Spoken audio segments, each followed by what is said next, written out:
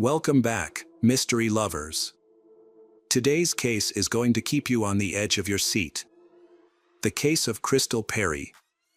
Crystal Perry had been born on August 23, 1963, in Rumford, Maine, the youngest of 10 children. Her parents had faced significant difficulties providing for their large family, leading Crystal and her siblings to grow up independent. Crystal and her siblings had always wanted to build their own lives as soon as possible. They eventually moved to different cities and states in search of new opportunities. Crystal had met her future husband Tom in high school. Crystal and Tom married and initially moved to California, but Crystal soon discovered that life in the city was not right for her.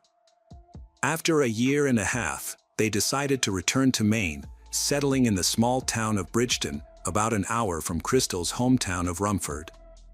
Crystal found a job at a local shoe store, while Tom worked various odd jobs. Crystal and Tom's lives took a new turn when Crystal became pregnant and they welcomed daughter Sarah. Although Tom was initially excited to become a father, Sarah's arrival complicated Tom's relationship with Crystal. Tom began spending more and more time at a local bar, spending almost all of their limited income on alcohol. One time, he even took the money Crystal had saved to buy alcohol, leaving them with almost nothing. As Tom's drinking habits worsened, the family did not have enough money for basic needs, including food. Finally, Crystal decided to file for divorce. After the divorce, Tom occasionally saw Sarah, but he was largely absent from her life.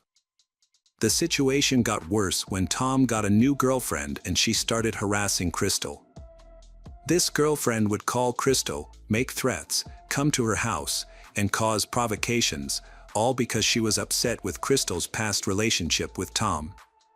Crystal's fears for Sarah's safety grew and she became hesitant to let her daughter visit Tom, worried that Tom's new girlfriend might actually harm Sarah. Crystal moved in with her mother and worked hard to save enough money to buy her own house. After years of saving, she bought a small house near a peaceful lake on the outskirts of Bridgeton. Crystal was excited to provide a stable and loving environment for her daughter, Sarah. Crystal prioritized giving Sarah the attention and love she deserved. In their free time, Crystal and Sarah enjoyed spending quality time together, often watching movies or chatting with each other. One day was like any other day. Crystal went to work, and Sarah went to school. They had their usual dinner together, and Crystal carried Sarah to bed. However, a few hours later, Sarah's peaceful night was broken by a loud scream that startled her. At first, she thought Crystal was arguing on the phone, but it quickly became clear that there was something much more serious going on with Crystal. Crystal had been screaming loudly in the kitchen, causing Sarah to fear that her mother was being attacked. The bedroom door had been slightly open, but the kitchen was out of sight. Stiff with fear, Sarah could not move or make a sound. As she listened, she heard footsteps approaching, making her think that the next attacker would come for her. Feeling scared, she quickly hid behind the bed. However, the footsteps stopped, and Sarah heard the sound of a kitchen drawer opening, followed by the clatter of someone rummaging through utensils. Crystal's screams continued, filled with pleas for mercy, until she was stabbed. With each stab, Crystal's voice grew weaker. Sarah realized she could do nothing and would likely be killed as well. After her mother's screams stopped, she left the room and went into the kitchen, where she witnessed a terrible scene. Her mother lay in a large pool of blood covering the floor. Confused, Sarah asked her neighbors for help and eventually found an Italian restaurant whose owner lived in an adjacent building. They opened the door for Sarah and called 911 to report the incident. The officers immediately went to their home. Upon arrival, officers witnessed a gruesome scene. The kitchen was covered in blood, including the floors, walls, and kitchen appliances. Crystal had died, and medical experts determined that Crystal had lost too much blood. Police found a handprint on the front door glass, possibly Sarah's. No other fingerprints were found, but there were many bloody shoe prints on the kitchen floor. Investigators took photos to determine the shoe size and model, assuming they belonged to the killer. A trail of blood led to Sarah's bedroom but suddenly stopped as if the killer had changed his mind. One particular detail caught the detective's attention. The killer had tried to wipe away some blood on the floor. With the blood stains spreading, this effort seemed futile. Further investigation revealed that some of the drops of blood on the floor were irregularly shaped, suggesting they had fallen from the knife. This led investigators to believe that drops of blood might have flown out of the knife during the attack. Investigations showed that, in addition to the initial drops of blood, other drops of blood on the floor appeared to have fallen at a 90-degree angle, suggesting they originated from a higher point. Detectives suspected these drops might belong to the perpetrator, who might have been injured during the crime. Further supporting this theory, the trail of blood drops led directly to a roll of tissue. This showed that the perpetrator used a tissue to stop the bleeding before hastily leaving the scene. Autopsy results showed that Crystal's body had suffered more than 50 stab wounds. The murder weapon, possibly a kitchen knife, was not found at the crime scene, suggesting the perpetrator might have brought it with him. An important detail revealed that the force used was so great that part of the knife broke and was stuck in Crystal's body.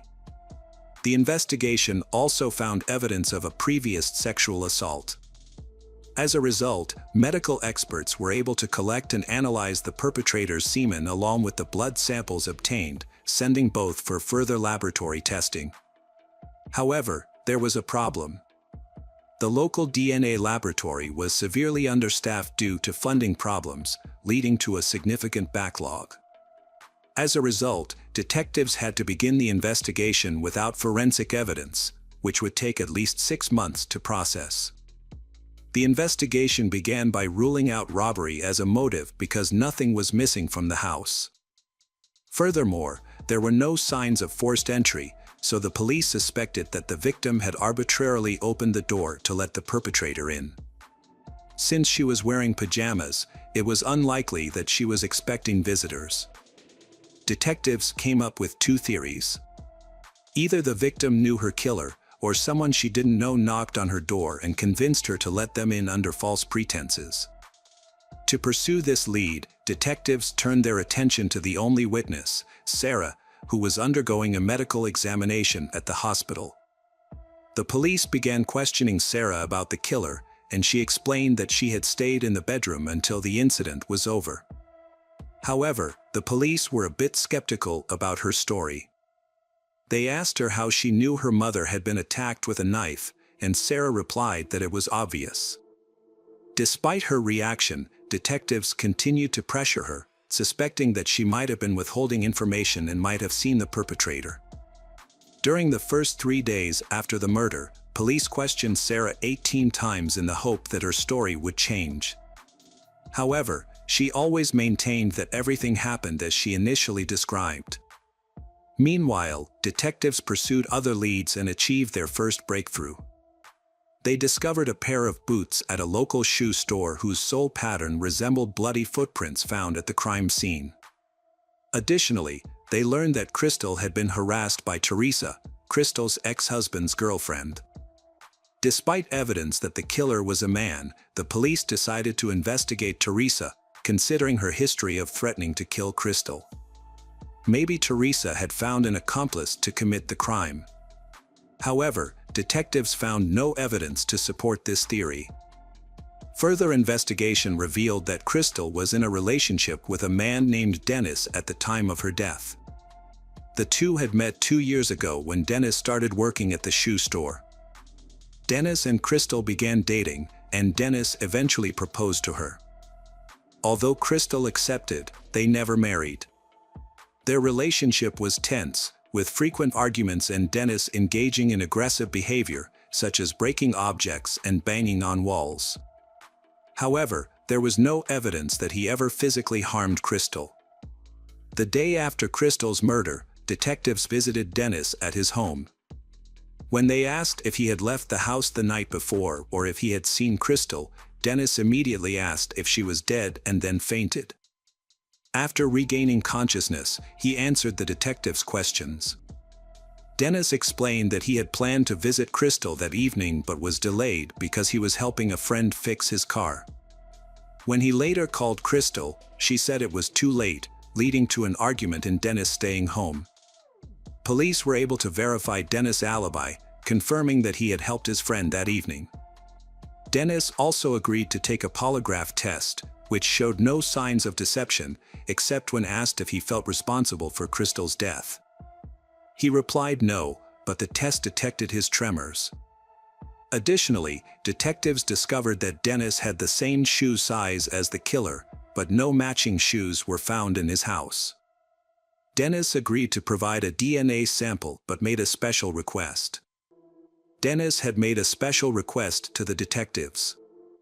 If they decided to arrest him, he had asked them to enter his workplace through the back door, instead of the main entrance. He had explained that he did not want to disrupt the work environment or make noise in front of his colleagues because his boss had always treated him kindly. However, because he had continued to claim innocence, this request had raised suspicions. The police investigation had led to another important discovery.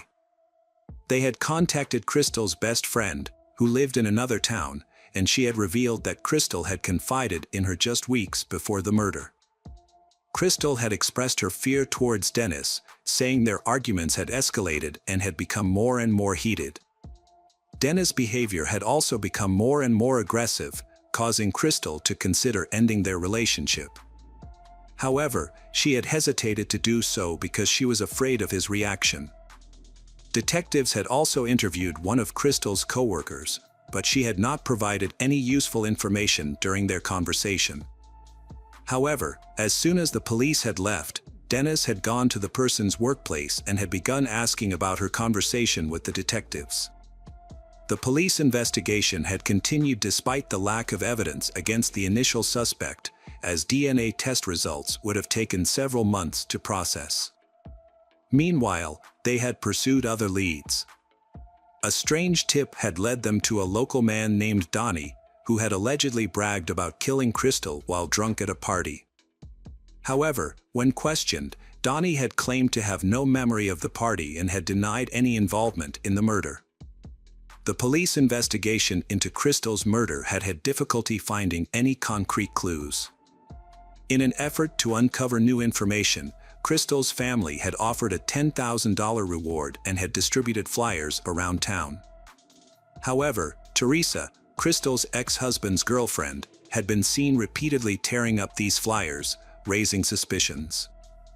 The ex-husband, Tom, had been thoroughly investigated but had eventually been ruled out as a suspect due to his severe alcoholism. His heavy daily drinking had made it unlikely he would commit a crime, and he had had no clear motive. Police had also investigated two other men Crystal had dated after her divorce but had found no evidence linking them to the crime. All three men, including Tom, had provided DNA samples to be sent to a laboratory for analysis. 9 months after the murder, the lab results had finally come in, but they hadn't matched any of the suspects, including Dennis. This had left detectives with no new leads. They had asked to take Dennis's DNA sample again for further testing, but the results had still been the same. The investigation into Crystal's murder had hit a dead end, causing detectives to reinvestigate their only witness, Sarah. They had suspected that Sarah might be hiding information or that a traumatic experience had caused her to repress memories of the killer. To question her further, police had gone to Texas, where Sarah was living with her aunt. A polygraph test had been administered to Sarah, but the results hadn't shown any deception. Despite this, investigators had continued to question her for days, asking the same questions over and over again. However, Sarah had always maintained that she had not seen the killer. The case had remained unsolved for several years. Police had continued to interview potential suspects and follow up on leads.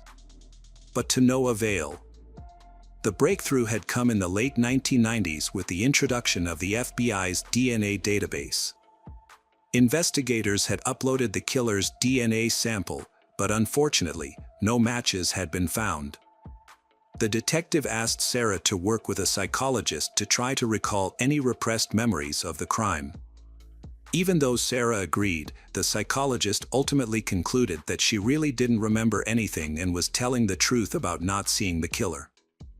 The case remained unsolved for many years. Detectives continued to investigate but found no new leads. This changed in 2006 when a surprising development occurred. A DNA sample was entered into the FBI database and it matched blood and semen left at the crime scene where Crystal was killed. The DNA belonged to a man named Michael Hutchinson, who was never suspected in the case. Detectives discovered that in 2003, Hutchinson was arrested for assault and threatening with a weapon, resulting in a sentence of 6 months in prison and 3 years of probation. During his arrest, a DNA sample was collected, but it was not uploaded to the FBI database at the time. It was instead stored in a laboratory. 3 years after the initial DNA sample was taken, Michael was arrested for drunk driving with his children. He was released on bail but failed to appear in court, leading to jail time. Ironically, Michael was arrested on the day of the wedding and put in a prison cell. His DNA sample was retrieved and quickly uploaded to the database. The detective contacted Sarah, informing her of the development, but asked her to keep the information confidential until formal charges were filed. When asked if she knew the suspect, Sarah replied that she did not. Given that Michael was already in custody, the detective carefully built the case to prevent any possibility of him evading punishment. Further investigation revealed that at the time of the murder, Michael lived in Bridgeton, just 2 miles from Crystal's residence. When he was 19, Michael lived near the Italian restaurant where Sarah called the police. He regularly drove to his mother's house, which was just a short distance from Crystal's, meaning he often passed by her residence. The detective discovered that Michael could have easily encountered Crystal multiple times before the murder. When questioned in prison, Michael insisted he was not involved in Crystal's murder and denied knowing her, despite the presence of his semen and blood on her body at the crime scene. The detective found his denial unconvincing. During the visit to the prison, the detective observed the noticeable scar on Michael's palm. This was very significant because it was likely that Crystal's killer injured his hand during the crime. While this alone would not have been enough evidence in court, combined with DNA evidence, it contributed to Michael's eventual murder charge. According to the prosecution, Michael, an illegal drug user, saw Crystal as he passed her house on the night of the murder. He decided to assault her, leading to her death. While Michael refused to confess, the available evidence clearly showed that he was responsible for the assault and murder of Crystal. During the trial, an explanation was found for the murderer's lack of fingerprints at the crime scene. It turned out that Michael's job as a bricklayer was the reason. Over time, the constant wear and tear on his hands had erased the patterns on his palms, making it impossible for him to leave fingerprints. Michael presented testimony about his timeline to defend himself. He claimed he had met Crystal at a bar and they had returned to her place to have consensual sex. However, his story became suspicious when he described a strange man wearing a black motorcycle jacket breaking into the house, knocking him unconscious, and killing Crystal. When Michael regained consciousness, he allegedly tried to fight off the attacker but had injured his hand. The attacker then fled, and Michael also left the crime scene without a reasonable explanation. Michael's story was very unconvincing. The investigation revealed that the only shoe prints at the scene had belonged to Michael. If his story was true, the intruder would have had to take off his shoes before entering the house, which still wouldn't have explained the lack of other marks on the floor. Furthermore, no witnesses had come forward to confirm that Crystal had been at the bar with Michael. The trial ended on April 9, 2007, with Michael being unanimously found guilty. As a result, he received a life sentence without the possibility of parole and remained incarcerated. Sarah's life was deeply affected by her mother's death, but she found the strength to move forward with time. She pursued further education, became a writer, and wrote a book about her mother's murder. Hello again, true crime fans. We've got another mysterious case to explore, the case of Diana Maria Cayer Lopez Pinal. Diana Maria Cayer Lopez Pinal was born on August 12, 1998, in Madrid, to parents Diana Cristina Lopez Pinal and Juan Carlo Cayer. She has a younger sister named Valeria. Her family was wealthy and everyone in the family was very close-knit. But their lives hit a snag in 2013 when Diana's parents divorced. However, the father still visits his daughter regularly on holidays.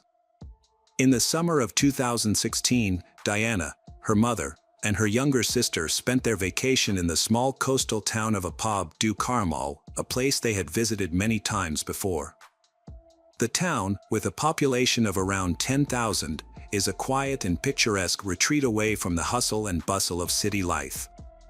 On the evening of August 21st, Diana told her mother that she was going to meet her friends at Val Inclin Park to celebrate the Feast of the Virgin Carmen. The park was close to their vacation cottage, and Diana often walked there. Her mother gave her permission to go. Diana spent a fun evening with her friends, she unaware that it would be the last time they would see each other.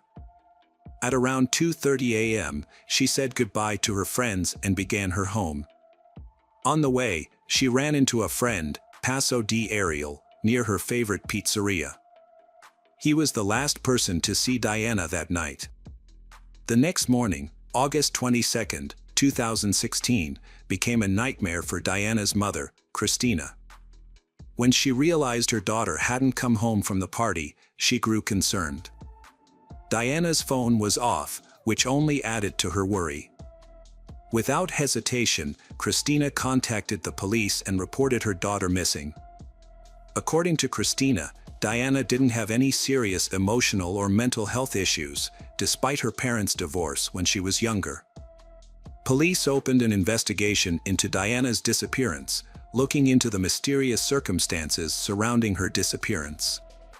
Diana's disappearance is a mystery that investigators must unravel. Their first clue came from the last message she sent to a friend in Madrid via WhatsApp.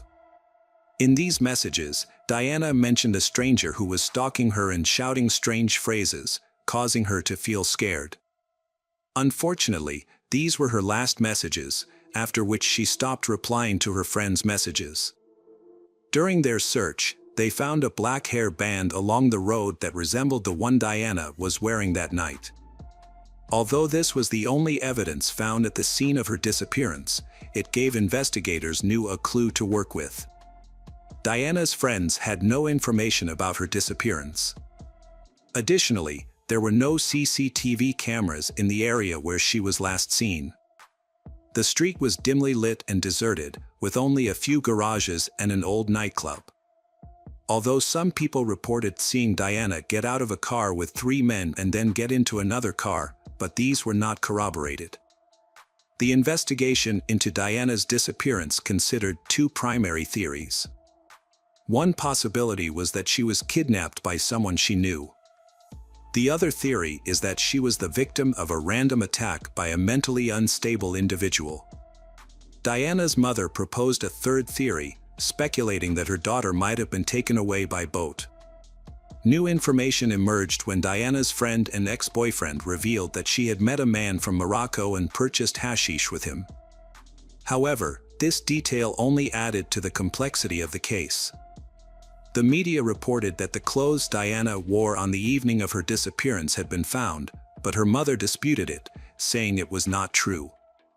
Several factors suggest that Diana did not leave voluntarily. Her credit cards and identification were still in the house.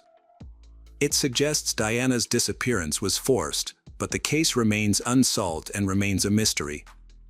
After Diana vanished, the media reported on a fight between Diana and her mother that had occurred just days before. The press claimed that Diana had a nervous breakdown and needed medical attention.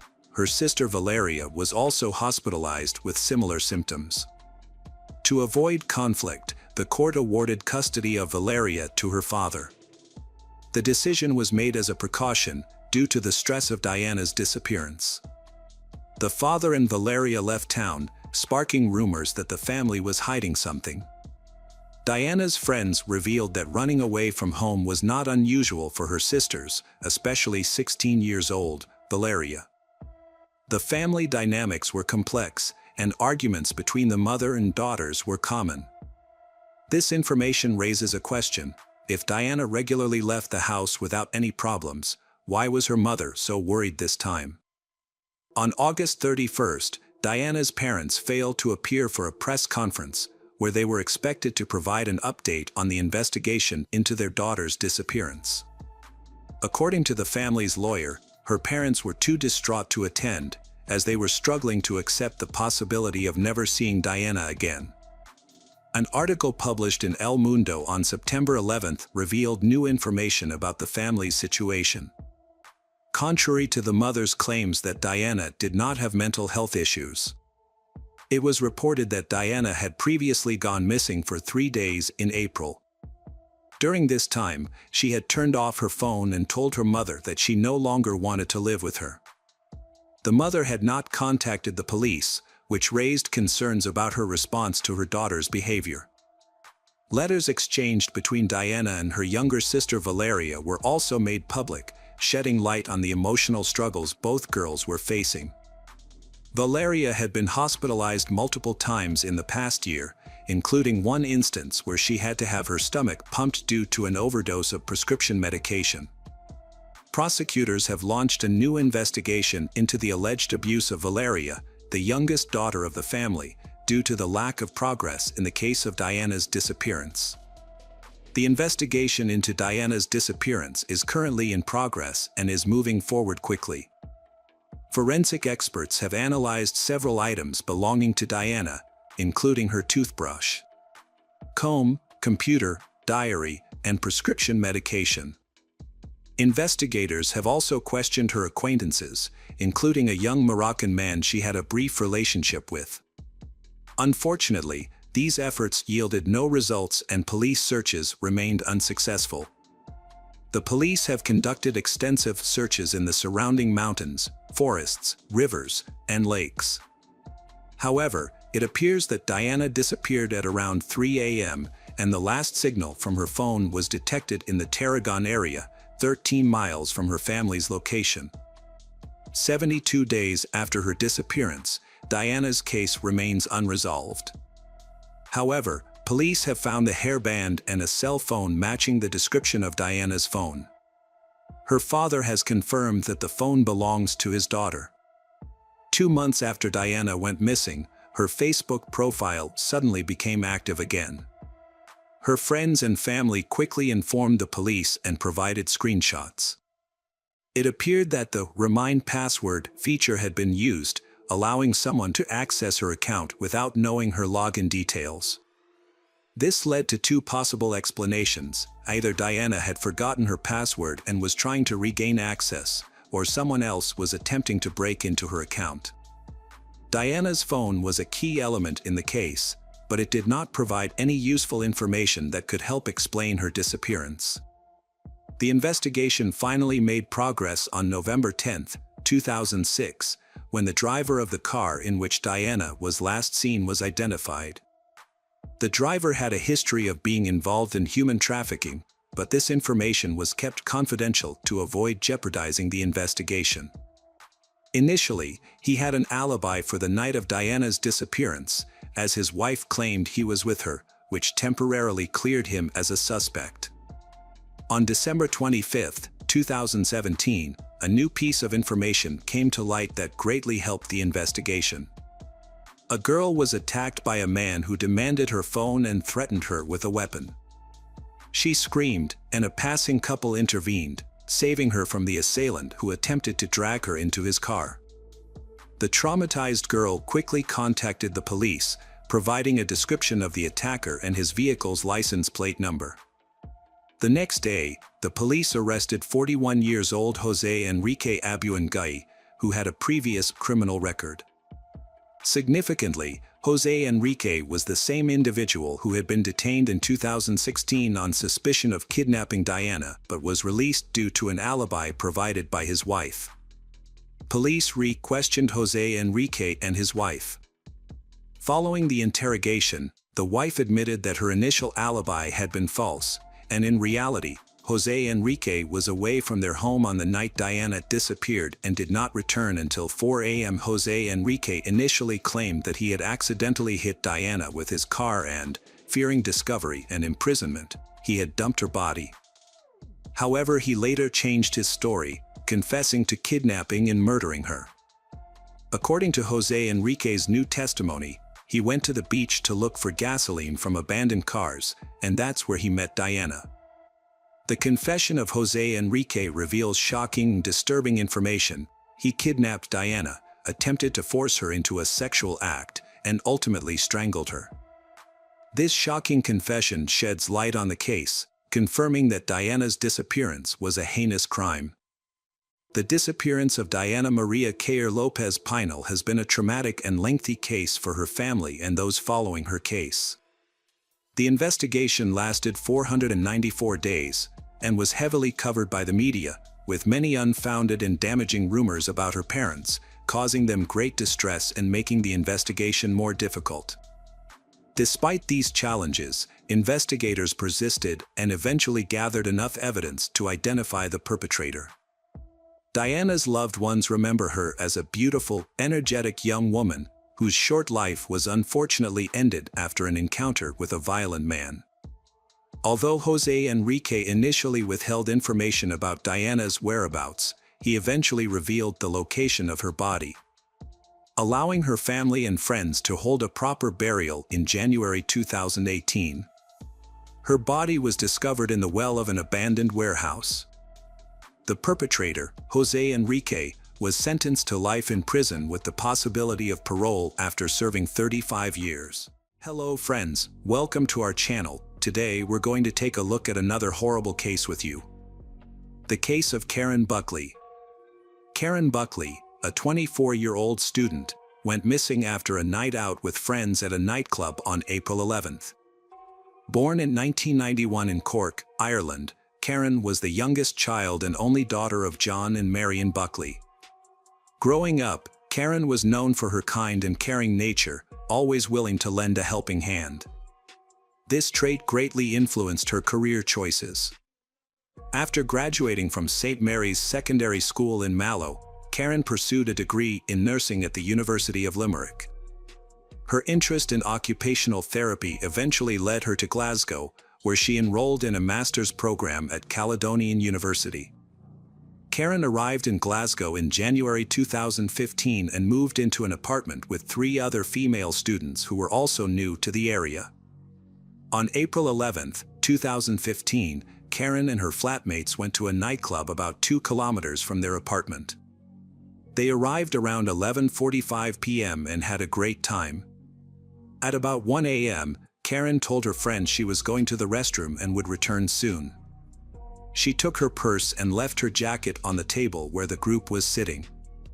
Her friends continued to enjoy themselves while Karen was away. After a while, they realized Karen had been gone longer than expected and should have returned by then. However, Karen was nowhere to be found. One of her friends searched the club for her but couldn't locate her. Trying to contact her by phone was also unsuccessful. She came with thought maybe Karen had gone home, but it was strange that Karen didn't tell anyone and left her jacket behind.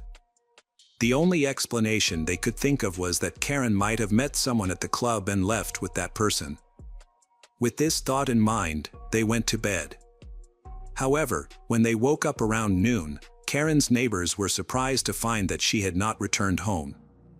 They called and messaged Karen on social media, but she didn't respond. Although they had only known Karen for a few months, they knew that this behavior was out of character for her. Instead of coming up with alternative explanations to reassure themselves, they decided to report her disappearance to the police and inform the Buckley family about what had happened. The Scottish police acted swiftly to find Karen, and her disappearance was publicized in the media.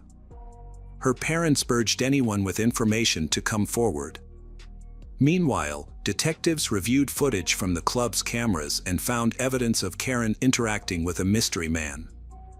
Within 36 hours, on April 13th, the man was identified as 21-year-old Alexander Pacto and was brought in for questioning.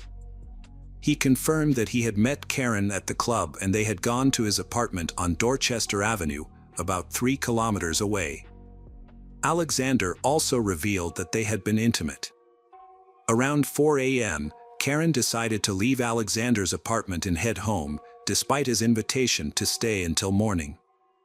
Alexander mentioned that during their intimate encounter, Karen accidentally hit her head on the bed corner, resulting in an injury and leaving blood marks on the sheets. The police reacted ambivalently to this information. While Alexander seemed genuinely open, he also appeared to be anticipating and justifying potential evidence that might be discovered in his apartment. On April 13th, a man reported finding a woman's purse to the police. Upon further investigation, it was revealed that the purse was discovered in the park near Alexander's residence, and it belonged to Karen. The purse contained her phone and identification documents. This new evidence lent credibility to Alexander's account of events, suggesting that something might have happened to Karen after she left his apartment. The search for Karen persisted, with hundreds of police officers thoroughly searching parks, forests, bodies of water, and abandoned buildings for any potential clues that could aid in the investigation. At that point, Alexander Pacto was the primary suspect, being the last person to have seen Karen. However, investigators kept his identity confidential and did not disclose any information about him. 2 days after Karen went missing, police entering Alexander's apartment with a search warrant, police were immediately struck by the strong smell of bleach. They also observed that the mattress on the bed was the wrong size. Small, dark red spots were discovered on the bed and in the bathroom, and samples were taken for analysis. Additionally, a toolbox and a large quantity of cleaning supplies were found in the apartment. A police dog trained to detect human remains indicated a potential find near Alexander Pacto's car. While awaiting a search warrant, detectives discovered that Alexander had taken his car to be cleaned the previous day, but the job appeared to have been done poorly. Upon searching the vehicle, investigators found small, dark red spots on the inside of the passenger door and sent samples to the lab for analysis.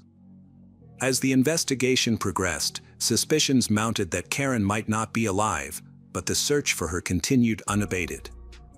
After journalists uncovered the suspect's identity, a photo of Alexander Pacto appeared on the front page of a local newspaper the following day. This unexpected move by the press ultimately proved helpful to the investigation.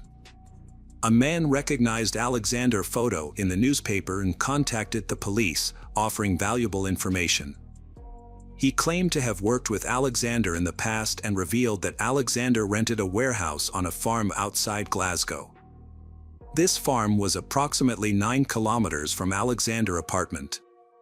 The police pursued every lead and investigated this new information. The farm owner verified that Alexander indeed rented a storage space from him for £10 a week. Upon inspection of the storage space, the police discovered a 200-liter drum containing Karen's body, which had been dissolved in caustic soda, a highly corrosive alkaline substance capable of breaking down organic materials. They also found a bonfire with remnants of a mattress that Pacto had attempted to burn. On the same day, April 15th, the suspect in Karen Buckley's case was arrested. Faced with substantial evidence, Alexander admitted to taking Karen's life, but claimed it was in self-defense. Police reconstructed a timeline of events based on evidence and Alexander's testimony. On the night of April 11th to 12th, Karen left the club around 1 a.m. The reason for her departure remains unclear. Her friends reported no argument, stating Karen said she was going to the bathroom and would return. It is also unclear why Karen left her jacket behind, even if she had decided to go home. Officers investigating the case reviewed 1,900 hours of surveillance footage. One recording showed Karen encountering Alexander after leaving a club. They walked together towards his car, where it's believed he offered to drive her home. However, once inside the car, Alexander attacked Karen. He struck her 14 times on the head with a large wrench, resulting in her death. Investigators found dark red stains in the car, bathroom, and on Alexander's bed, later confirmed as Karen's dried blood. After disposing of her body, Alexander planned his next moves, starting with getting rid of Karen's purse, which was later recovered and given to the police. Around 2 a.m., he returned home and did something that shocked the detectives. He took the Karen out of the car and carried it into his apartment. Later, at 8 a.m., he used his phone to search online for information about caustic soda. He then visited a shopping center where he purchased 6 liters of caustic soda, a respirator mask, and gloves at 9:42 a.m. To get rid of Karen's body, Alexander realized 6 liters of caustic soda wouldn't be enough. He bought more from another store on his way home and put the body in the bathtub. However, since his neighbor would return home around 8 p.m. and he wouldn't have enough time, he wrapped the body in a blanket and hid it in his bedroom. The next day, April 13th, Alexander threw a wrench into the River Clyde, later found by divers. He then visited a nearby shopping center, about a mile and a half away, where he sought a consultant's advice on a product that could remove bloodstains from a mattress. He also purchased 2 padlocks that day. He took Karen's belongings to a farm and burned them. Then, he bought a barrel and took it to a rented warehouse. There, he poured in caustic soda and locked the gate with 2 new padlocks. Later that day, at 6 p.m., police visited his home and took him in for questioning. Alexander confessed to his crime, but his motive was unclear. He claimed he killed Karen in self-defense during a car argument, but investigators did not believe him. They thought he was trying to justify his actions. Police suspected that Alexander killed Karen to cover up another crime and then got rid of her body. However, the body was too decomposed to determine if Karen had suffered violence before dying. In September 2015, Alexander Pacto was found guilty and given a life sentence with the possibility of parole after 23 years. Through his lawyer, he apologized to Karen's family and expressed remorse. Alexander told his lawyer that he was too drunk on the night of the incident to remember why he killed Karen. If he had not pleaded guilty, he would have been eligible for parole in 25 years instead of 23. Hello friends, welcome to our channel. Today we're going to take a look at another horrible case with you, the case of Kani Alm. Kani Alm was born on July 18, 1974, in Malaysia. She was the younger of 2 daughters and enjoyed a very close relationship with her parents. In 1995, Kani moved to the United States to pursue higher education and a career in information technology. While living in the United States, Kani met a man named Brandon. He was a U.S. citizen and an ethnic Chinese whose parents emigrated from Singapore over 20 years ago. Initially, Kani and Brandon were just friends, but their friendship eventually blossomed into a romantic relationship. Brandon became a significant figure in Kani's life, supporting and helping her in various ways. They got married in 2001. Kani's life was on track in 2003. She was working as an analyst in San Diego, planning a future with her husband, and hoping to start a family. Her life changed dramatically that year. The trouble began when Kani's father, Ong Bai Young, was diagnosed with cancer.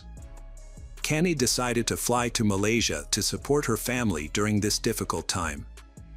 On June 1, 2003, Kani and her husband, Brandon, arrived in Malaysia. However, Brandon returned to the USA after a few days, leaving Canny to care for her father in Kuala Lumpur.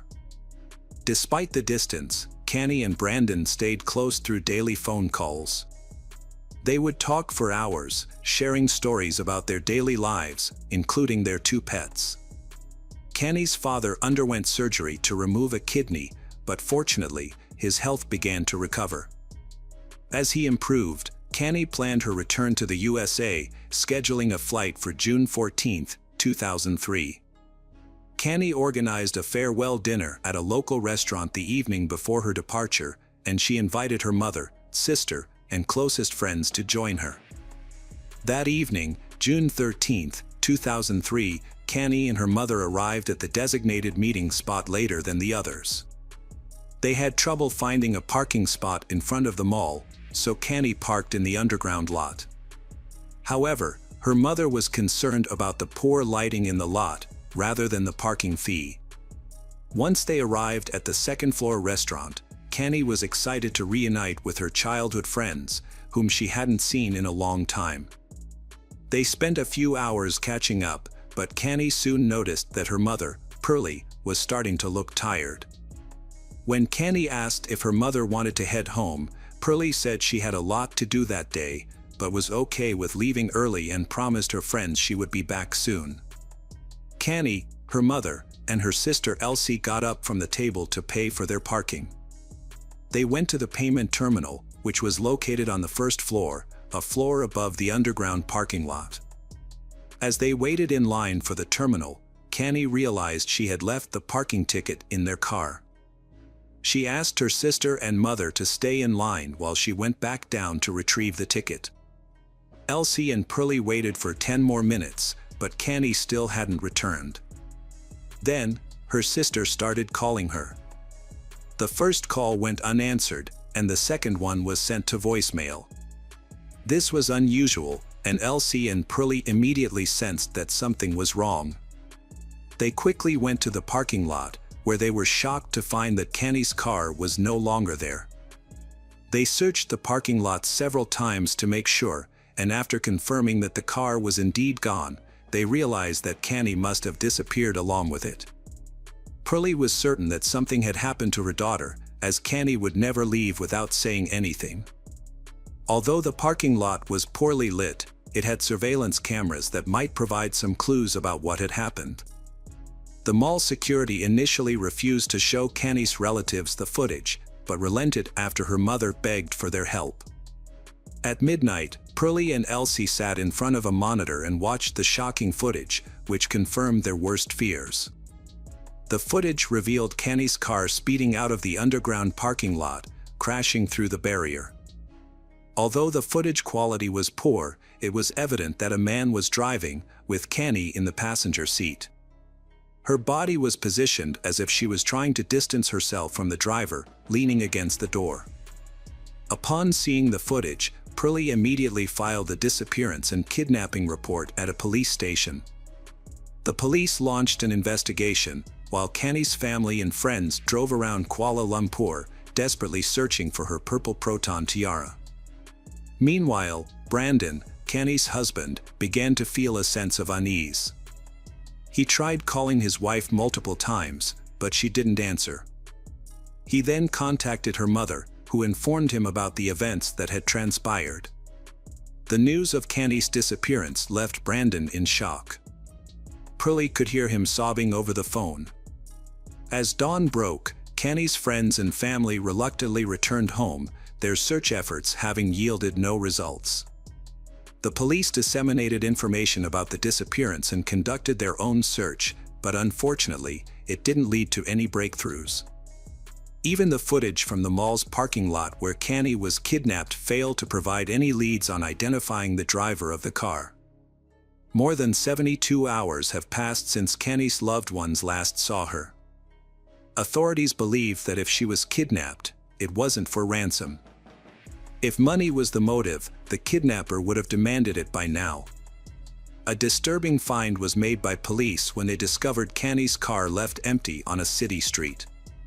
The front right tire was severely damaged, indicating it had been driven on while flat for some time, causing it to shred. In the back of the car, a large red stain was found on the passenger seat. Forensic experts collected evidence, including scrapings from the back seat, fingerprints from the steering wheel, and other parts of the car. There were many clues found in the vehicle. Kenny's family and friends held on to hope and prayed for her safe return. However, their hopes were crushed the next day after her car was found. On June 17, a road worker detected a strong, foul smell coming from a manhole near the highway. Upon lifting the lid, he discovered a body that someone had attempted to burn using 2 car tires and sticks. A team of leading forensic experts from the Royal Malaysian Police immediately arrived at the scene. They found 2 car tires filled with concrete, which had been used as stands for road signs, lying on top of the body. It appeared that whoever had hidden the body, trying to make it harder to identify. Although the discovery of the body seemed to confirm the family's worst fears, Kenny's mother, Pearlie, refused to believe that her daughter was dead without official confirmation. "Until they confirm it, we will continue to hope that she will turn up alive," she said. The family went to the morgue, but the doctor said that they couldn't confirm the identity of the body yet. Kenny's family members provided DNA samples for comparative analysis. Unfortunately, the results confirmed their worst nightmare. The body was indeed that of their daughter, Kenny. Some sources claim that before the DNA test results, Kenny's family identified the jewelry on the body. However, as a loving mother, Pearlie held on to the hope that her daughter was still alive until the very end. The emotional torture she endured is unimaginable. The autopsy revealed that Kenny had 2 stab wounds to her abdomen, and a medical forensics expert found signs of strangulation. A cloth was tied around her neck in multiple knots, and semen was found inside her body, which served as a source of DNA. A few days after the body was discovered, an incident raised questions about the work of police. An undercover policeman, Subramaniam Ravichandran, reported to his superiors that on the night of Kenny's disappearance, he was on duty with his partner, patrolling the streets of Kuala Lumpur at night on their motorcycles. Both officers were dressed in civilian clothes. They noticed a car parked incorrectly, taking up half the road, and stopped to investigate if anyone was inside. Ravichandran approached the driver's door and saw a man behind the wheel with a woman in the passenger seat. He knocked on the window, and when the man lowered it partially, Ravichandran displayed his police ID and asked what they were doing. The driver replied they were just chatting and not doing anything illegal. Ravichandran then requested to see their IDs. As the driver handed over the documents, she in the passenger seat made unusual hand gestures, seemingly asking for help, but stopped whenever her assumed boyfriend looked at her. Noticing this, Ravichandran asked the driver to step out of the car. However, the driver responded aggressively, claiming Ravichandran was not a police officer but a thief. He then raised the window and reached for the ignition. Realizing the car might drive off, Ravichandran drew his pistol and shot the right front wheel. Despite this, the car sped away. Ravichandran and his partner pursued on a motorcycle but were unable to catch up, which is puzzling given the car had a flat tire. At the time, the Malaysian Police Department was in a state of disarray, which might explain why the officer didn't call for backup or report the incident.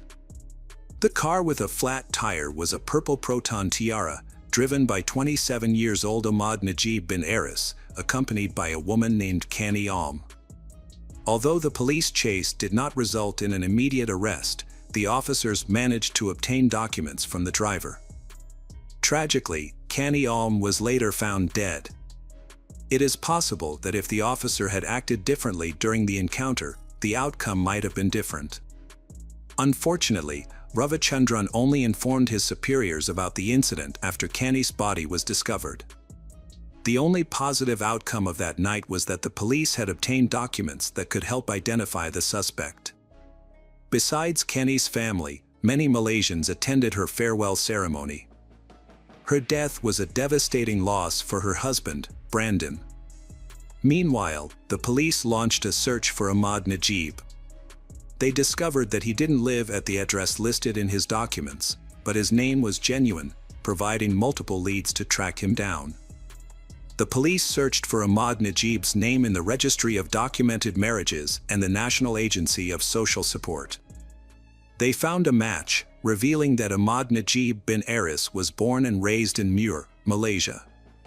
He was the second of 4 siblings and had dropped out of school to work and support his family.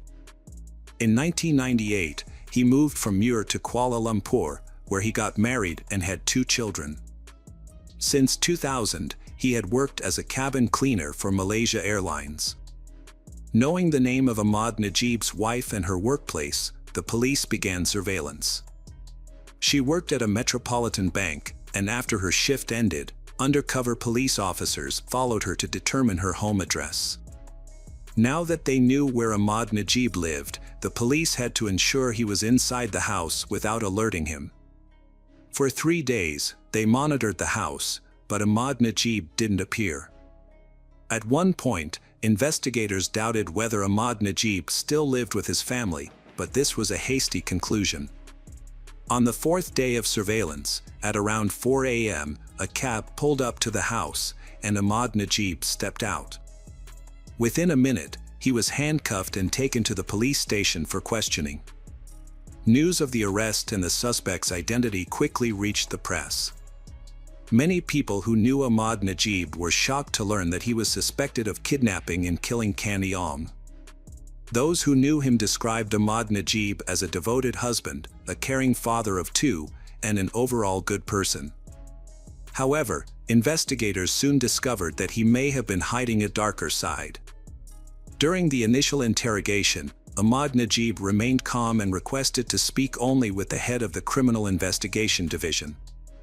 It wasn't until he was presented with evidence linking him to Kanny Ong that Ahmad Najib began to deny any wrongdoing.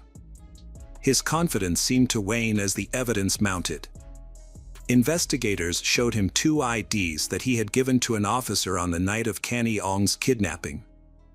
They also revealed that they had found bloodstains on his jacket and jeans, which DNA analysis would likely confirm to be Kanny Ong's blood. After realizing the officers had solid evidence and were not bluffing, Ahmad Najib confessed to kidnapping and killing Kanny Ong. Within 10 days of the kidnapping, on June 23, 2003, he was taken to court, where he repeated his confession. The police then conducted an investigative experiment where Ahmad Najib showed them all the locations he had been with Kanny Ong. He provided a detailed account of how he forced her to be intimate with him multiple times, how he took her life, and how he attempted to dispose of her body. Evidence supporting his statements was found at all the locations he led the police to. The investigation began at the underground parking lot, where cameras captured footage of Ahmad Najib. According to his statement, he was waiting for his former boss, who had fired him and whom he sought revenge against.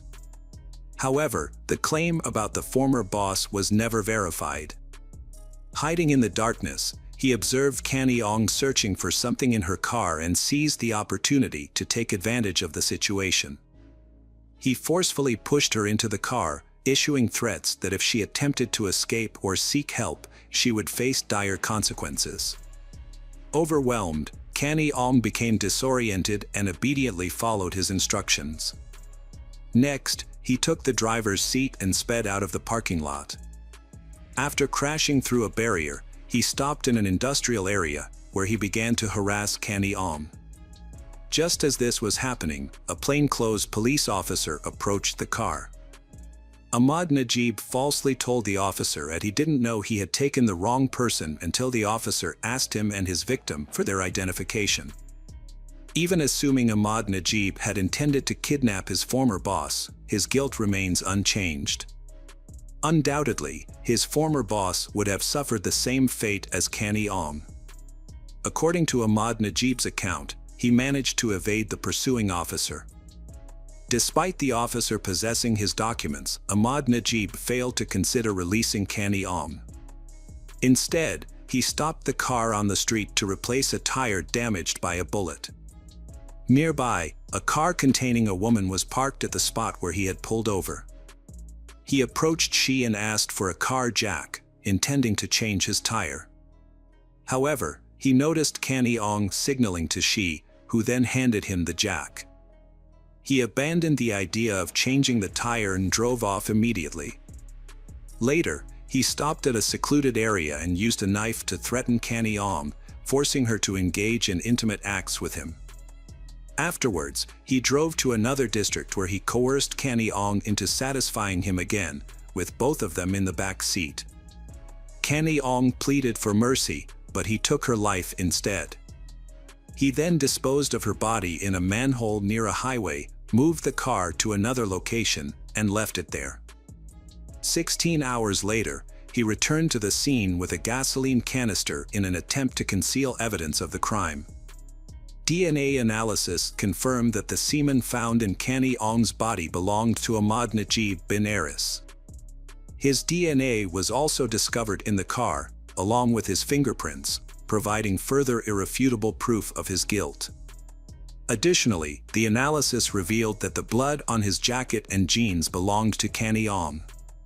The trial began on September 15, 2003, 3 months after Canny Ong's death. This high-profile case drew widespread attention from the Malaysian media and public. The trial attracted not only ordinary Malaysians and journalists but also individuals seeking to boost their reputation, including numerous attorneys representing Ahmad Najib. Despite admitting guilt during the investigation, overwhelming evidence, including DNA proof, Ahmad Najib changed his stance after consulting 6 attorneys. At his first trial, he claimed his confession was made under police pressure. However, the judge before whom Ahmad Najib confessed immediately after his arrest testified that there were no signs of physical abuse, and Ahmad Najib appeared calm and relaxed. The attorneys then shifted their strategy, arguing that Canny Ong was in the car with Ahmad Najib voluntarily.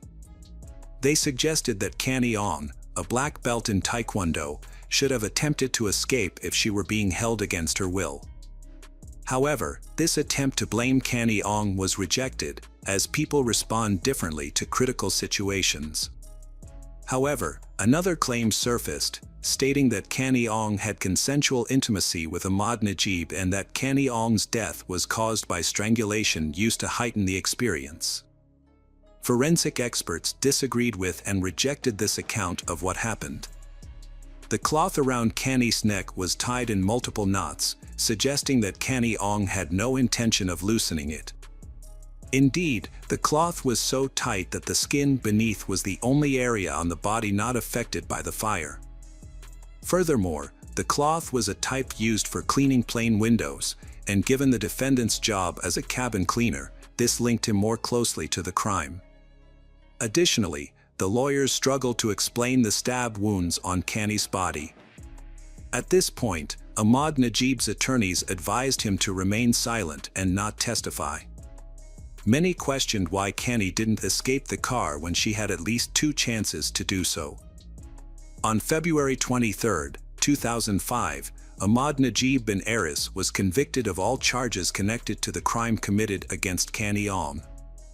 The evidence pointed to him as the sole perpetrator. Ahmad Najib received the maximum sentence under Malaysian law, 20 years imprisonment and 10 strokes of the cane for violating Canny Ong's sexual integrity, plus the death penalty for causing her death. In Malaysia, the death penalty is carried out by hanging, a method that differs significantly from the lethal injection used in some other countries, such as the USA. Ahmad Najib's lawyers attempted to appeal the sentence twice but were unsuccessful both times. In 2010, Ahmad Najib petitioned the head of state to commute his death sentence to life imprisonment, maintaining his innocence. However, his plea for clemency was rejected. More than 13 years after Canny Ong's death, on September 23, 2016, Ahmad Najib's sentence was carried out. He was 40 years old at the time of his execution. Hello friends, welcome to our channel. Today we're going to take a look at another horrible case with you, the case of Natasha Kornoyer. Natasha Kornoyer, 37 years old, has gone missing suddenly and without any notice. She didn't visit her mother, respond to phone calls, or return home. As the day went on, it became clear that none of her friends or colleagues had seen her either. Her worried relatives reported her missing at 5 p.m., prompting a police investigation. Natasha worked as a public relations specialist for the Correctional Service of Canada. Detectives began by interviewing her coworkers. Upon arrival, they found her car still parked nearby. A nervous-looking man, Michel Trottier, was standing by her vehicle. He claimed to be in a relationship with Natasha and was trying to figure out where she might have gone. The back door of Natasha's car had scratches, but it was unclear if they were related to her disappearance. With no reason to suspect Michel Trottier of involvement, detectives continued their investigation. Co-workers reported that Natasha was at work on October 1, 2009, the day before she vanished. She seemed to be in a good mood, friendly, and untroubled, with no signs of anything amiss. On October 2nd, Natasha needed a day off to deal with issues related to her recently deceased father's tombstone. To make up for time, she worked longer hours on October 1st and left the office around 8 p.m. According to her friends, Natasha was a kind and open person with no known conflicts or enemies. The police launched a large-scale search for Natasha, involving aviation and canine units. Initially, they focused on the area around the parking lot but found no clues to aid the investigation. Natasha's friends and relatives distributed flyers with her photo, hoping someone might have information about her disappearance. The first few hours after a person goes missing are crucial in finding witnesses or evidence. However, in Natasha's case, valuable time was lost because the police weren't notified until the evening of October 2nd, 21 hours after she left work. The search for Natasha took place from October 3rd to 5th, but unfortunately, no leads were found. Her family offered a $10,000 reward for any information that could help locate her. Natasha's boyfriend, Michel Trottier, suspected she had been kidnapped and made a televised plea for her safe release. Meanwhile, the police were investigating their personal lives. They had been together for 4 years, but their relationship had been rocky, with multiple breakups and reconciliations. The police explored all possible scenarios surrounding Natasha's disappearance. They reviewed CCTV footage from her workplace, both inside and outside the building. The footage showed Natasha arriving at 9:04 a.m. and leaving at 8:07 p.m. She had parked her car in a poorly lit area of the parking lot, and the cameras captured her walking towards it. However, she eventually disappeared from view due to the darkness. After a few minutes, the car headlights turned on and the car started moving, but instead of heading towards the exit, it drove to the opposite side of the parking lot, which was also poorly lit. The car stopped and the headlights went out. The vehicle remained in this position for about 20 minutes before moving towards the exit. It was determined that this car was not Natasha's, as she owned a Mazda. Further investigation revealed that the car in the video was a Ford Windstar minivan, which had entered the parking lot at 6:35 p.m. and parked next to Natasha's car. Based on the video footage, the police concluded that Natasha Conoyer's disappearance was likely a kidnapping. On the 5th day of the search, October 6, 2009, the focus shifted from finding a missing person to investigating a homicide. Natasha's body was discovered in a vacant lot in the Point Au Trumbull area, approximately 20 miles from her workplace. The body was located next to a dirt road that led to the riverbank. The news of Natasha's death devastated her relatives and friends, who were further disturbed by the medical examiner's report. According to the report, Natasha's cause of death was strangulation. Additionally, she had suffered 9 facial injuries, including a broken nose, and had marks on her wrists and ankles indicating that she had been bound. Seminal fluid was also found inside her body, which would serve as a source of DNA evidence. While awaiting DNA analysis results, detectives attempted to identify the owner of a minivan captured on camera the day Natasha vanished. In 2009, there were 2 motels near Natasha's workplace. On October 16, 2009, 10 days after her body was discovered, police visited both motels to review guest registration cards. At the Lido Motel, they found a guest who had registered a Ford Windstar. The guest was 48 years old Claude LaRouche, a registered sex offender with 2 prior convictions. In 1993, Claude was sentenced to 1 year in prison and 2 years of probation for coercing a 19-year-old acquaintance into sex. In 2005, he received a 40-month prison sentence for attempting to kidnap a 7-year-old girl. She managed to escape and run to a neighbor's house. Claude's 40-month sentence for the attempted kidnapping of a child raises questions about the severity of his punishment. In November 2008, Claude was released and started working as a carpenter. He married a woman with 2 sons, and they all lived together in a house about a 10-minute drive from where Natasha Conoyer disappeared. Detectives found out Claude checked into a motel the night Natasha went missing. Forensic experts examined the motel room and discovered dark red stains on the carpet, which they sent for analysis. The same day, detectives visited Claude at his home. Since he had a prior prison record, the police already had his DNA on file. However, they needed time to compare it to the DNA found on Natasha's body. Claude claimed he didn't know Natasha but admitted to frequently visiting the Lido Motel because it was cheap. He told the detectives he was unhappy with his intimate life with his wife and often rented a motel room to meet women offering paid sex services. When asked about his whereabouts on October 1st, the day Natasha disappeared, Claude said he couldn't remember anything, including staying at the Lido Motel. He attributed his memory loss to excessive substance use, but his memory partially returned soon after. On November 5, 2009, a month after the body was discovered, detectives returned to Claude LaRouche's house. This time, however, it was not for a conversation. DNA analysis revealed that the seminal fluid found in Natasha Conoyer's body matched LaRouche's. Additionally, Natasha's DNA was detected in the motel room Claude rented and inside his car. Montreal police say there's no link between the crime and Conoyer's job at Correctional Service of Canada, and the victim didn't know the suspect. Following Claude's arrest, Montreal Police Inspector Daniel Rousseau stated that citizens could now feel safer in public. The news of the arrest shocked Claude's neighbors, who described him as a friendly and polite individual.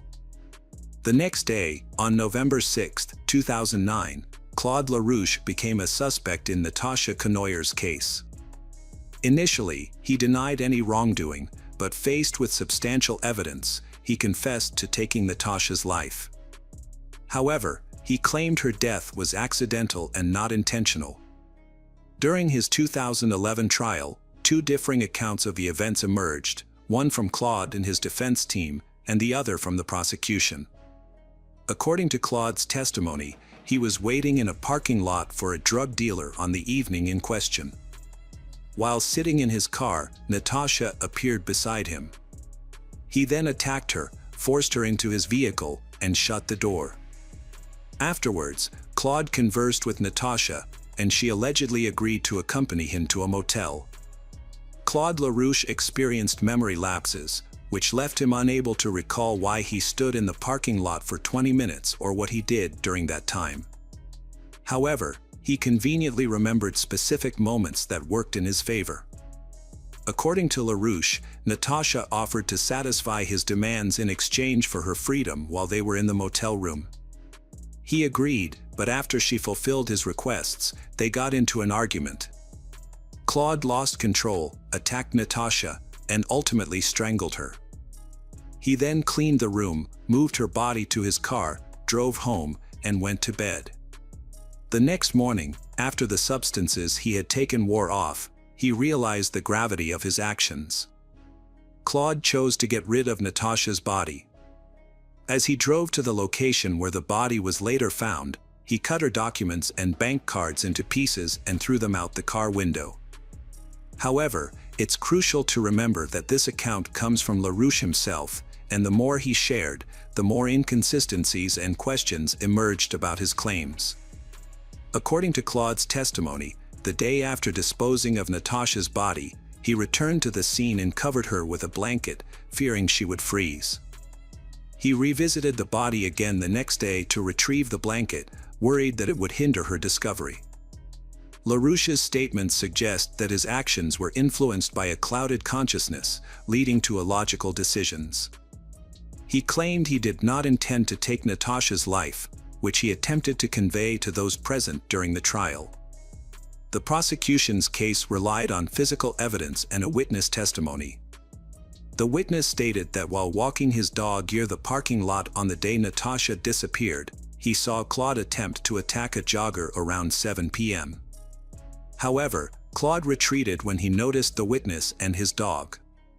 Natasha Conoyer was attacked an hour later.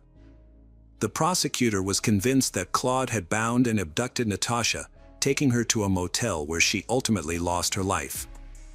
In June 2011, Claude LaRouche was found guilty and received a life sentence with the possibility of parole after 25 years. During the trial, it was revealed that just 2 weeks after Natasha's murder, Claude attempted to strangle another woman, Dominique Martel. However, she managed to fend him off by biting his finger. As a result, Claude was deemed a dangerous offender under Canadian law, rendering his prison sentence indefinite and significantly reducing his chances of early parole. Natasha had a peaceful and fulfilling life, with aspirations and objectives, all of which were brutally taken away by a man with a history of serious crimes. Despite his past, Claude was allowed to roam free, living among the community without adequate supervision. The fact that he had previously attempted to kidnap a 7-year-old girl raises questions about how he was able to reintegrate into society without proper monitoring. Natasha's loved ones continue to grapple with these unanswered questions, haunted by the thought that if the system had functioned correctly and Claude had been held accountable, Natasha might still be alive today. Welcome back, detectives. Let's dive into another horrible case, the case of Kat West. Kat West was born on February 15, 1975, in the small town of Davie, Florida. She was the only child of Nancy and John Jonathan Martin.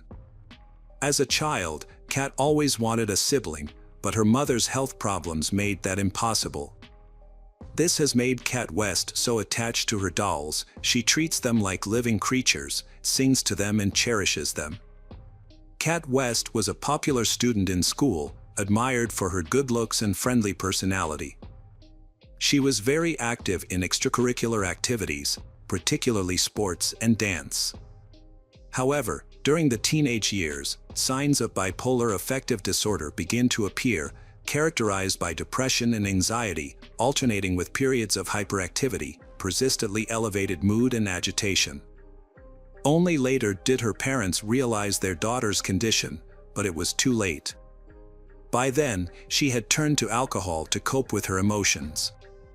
It wasn't until she sought treatment for her addiction that doctors discovered the underlying issue, a bipolar disorder.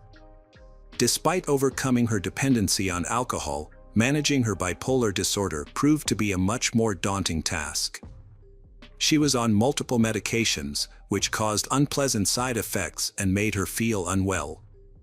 Eventually, the disorder was brought under control, but Kat West had to continue taking medication. Kat West wants to get married and have children, but her personal life is full of hardship, possibly due to her past mental illness and addiction. However, Kat West is a charismatic and attractive person, has many admirers, is often the life of the party and shines in the spotlight. Growing up, Kat West aspired to be a model. She actively pursued her goal, spending time attending auditions and exploring different looks. She was especially attracted to Marilyn Monroe, an actress of the style of the 1950s. Kat West has watched many of Monroe's films, collected her posters and imitated her style and image. Interestingly, Kat West bore a resemblance to her idol, which she proudly acknowledged and cherished. Although her dream of becoming a famous model didn't come true, Kat West's photos were frequently published in local magazines, earning her some recognition, a fan base, and occasional recognition on the streets of her hometown. At the age of 28, she met her life partner, William Jeffrey West. William was born in 1970 in Alabama, came from a typical family. From a young age, he had aspirations of a career in the military or law enforcement. As a diligent student and active sports enthusiast, he was robust, fit, and incredibly focused. In the early 1990s, William joined the U.S. military, initially serving as a military police officer. His dedication led to a promotion as a military recruiter, responsible for enlisting individuals into the Army and Navy. He was eventually promoted to head of a recruiting unit, spending 20 years of his life in military service. William pursued higher education alongside his military career, earning a bachelor's degree in public relations from the University of South Carolina. He then went on to study criminal justice, eventually earning a master's degree. William is a calm and goal-oriented person who likes to keep a low profile. He was a devoted family man, marrying young and having 2 children. After retiring from the military, he became a corporal in the police department of a university town, where he was responsible for ensuring the safety of the campus community. He approached his duties with seriousness and responsibility, never having to use his service firearm throughout his career. Kat West and William first met in the mid-2000s, when William was still serving in the military and married to his first wife. Despite their vastly different personalities, William is a quiet and serious military man, and Kat West is a bubbly and outgoing blonde, and they feel an immediate attraction to each other. In 2004, William, a married man at the time, met Kat West. Despite their 5-year age gap and Kat West struggles with alcohol addiction, but they quickly fell in love. William soon filed for divorce to be with Kat West, and in less than 5 months, they got married in Las Vegas in 2005. After getting married, they welcomed their first child, a daughter named Lola. They moved to Sarah, Alabama, William's home state, where Kat designed their custom-built home, adorning their bedroom with portraits of her idol, Marilyn Monroe. Neighbors described the Williams as a happy couple, despite their very different personalities. Kat West was known for her bold fashion sense, always striving to look stunning and attractive. She loved being the center of attention, often seeking compliments and admiring glances. In contrast, William appeared more reserved and serious, a trait likely developed during his long military career. Kat West's life is a complete contrast to her glamorous appearance and her everyday reality as a housewife. Despite her efforts to make it big in modeling, her career failed to take off after her marriage and the birth of her daughter. Focusing on creating a cozy home and raising her children became her top priorities. However, her domestic life wasn't fulfilling, and she yearned for attention and recognition. With the emergence of social media in the late 2000s, she began sharing pictures online. She was inspired by Barbie and Marilyn Monroe, but gradually became more daring and provocative. Her husband was surprisingly supportive of her new hobby, often serving as her photographer. Eventually, the hobby became a profitable business, earning her income through paid subscriptions. A typical evening found they shopping for prepared seafood, fine brandy, and absinthe from a local supermarket. They would pick out scented candles from a nearby store to set the mood for a romantic evening. Surveillance cameras caught them seemingly carefree and happy as they made their purchases, unaware of the tragedy that was about to happen. After a fun dinner and a few drinks, Kat West began transforming into her online persona, Kitty Cat. She asked Williams to take some intimate photos of her, first in lingerie and then without clothes. Williams agreed and took several revealing shots, which were later posted on Kat West's private online profile, accessible only to her fans. A romantic evening that seemed to end in a night of passion instead led to a tragic ending. The next morning, January 13th, around 5 a.m., a young neighbor of the Williams was on her way to work. Although the sun had not yet risen, it was light enough outside for her to notice something unusual as she passed the Williams house. At first, she didn't realize what it was, but as she slowed down, she saw a nearly naked woman lying motionless on the road. She also thought she saw someone standing on the doorstep of the house, but they quickly disappeared into the shadows when they noticed her approaching. During questioning, the neighbor was unable to definitively state whether she saw Cat West's attacker enter the house or flee down the street. The neighbor, who was shocked and unsure of what to do, hesitated to approach the body. After returning home, she informed her parents, and together they called emergency services to report the distressing discovery. At the operator's request, the neighbor reluctantly approached the body while waiting for help to arrive. She identified the body as Cat West and checked for a pulse, but unfortunately, there was none. Cat West's body was cold and stiff. Cat West was found lying face down on the sidewalk, wearing only a bright pink bra top. There was a pool of blood under her head. Nearby was a bottle of wormwood wine with some of the wine spilled on the road and blood stains on the bottle. A short distance away lay her smashed smartphone. Due to the quiet residential area, there were no other witnesses to the incident, which remains shrouded in mystery. Cat West's car was last seen around 8:30 p.m. and the time her body was discovered at 5 a.m. A key figure who may be able to shed some light on the events is Cat West's husband, Mr. Williams. The investigation is ongoing, with Detective Michael Melhoff being one of the first to arrive at the scene. When the detective arrived at the house where Cat West's body was found, Williams answered the door. He seemed anxious but claimed he didn't know what was going on. When asked about his wife's whereabouts, Williams said he had just woken up and couldn't find her in bed. The detective then told him that a woman's body, identified by neighbors as Cat West, had been found near the house. The man put on a jacket and followed the detective outside, where he confirmed that the body was indeed his wife. However, his reaction was surprisingly calm. He didn't show any extreme emotions, such as crying or screaming, which raised some suspicions. When questioned about his whereabouts and activities during the night, he said he had slept soundly because they had been drinking the previous evening. When asked what he thought might have happened to his wife, he simply shrugged and suggested it could have been an accident. The man also shared some information about his wife's medical history. He said she had bipolar disorder and took medication for it. He also mentioned that she struggled with alcohol and sometimes behaved erratically when she was drunk. He noted that she would occasionally jump on their backyard trampoline, but sometimes missed it and injured herself. A search of the house did not turn up any signs of a struggle or violence. However, some items in the kitchen suggested a recent gathering. 2 plates with leftover food, 2 glasses, and a half-empty brandy bottle were on the kitchen table. Under the table, police found Cat West's high heels and a pair of panties the same color as her bra lying on the floor.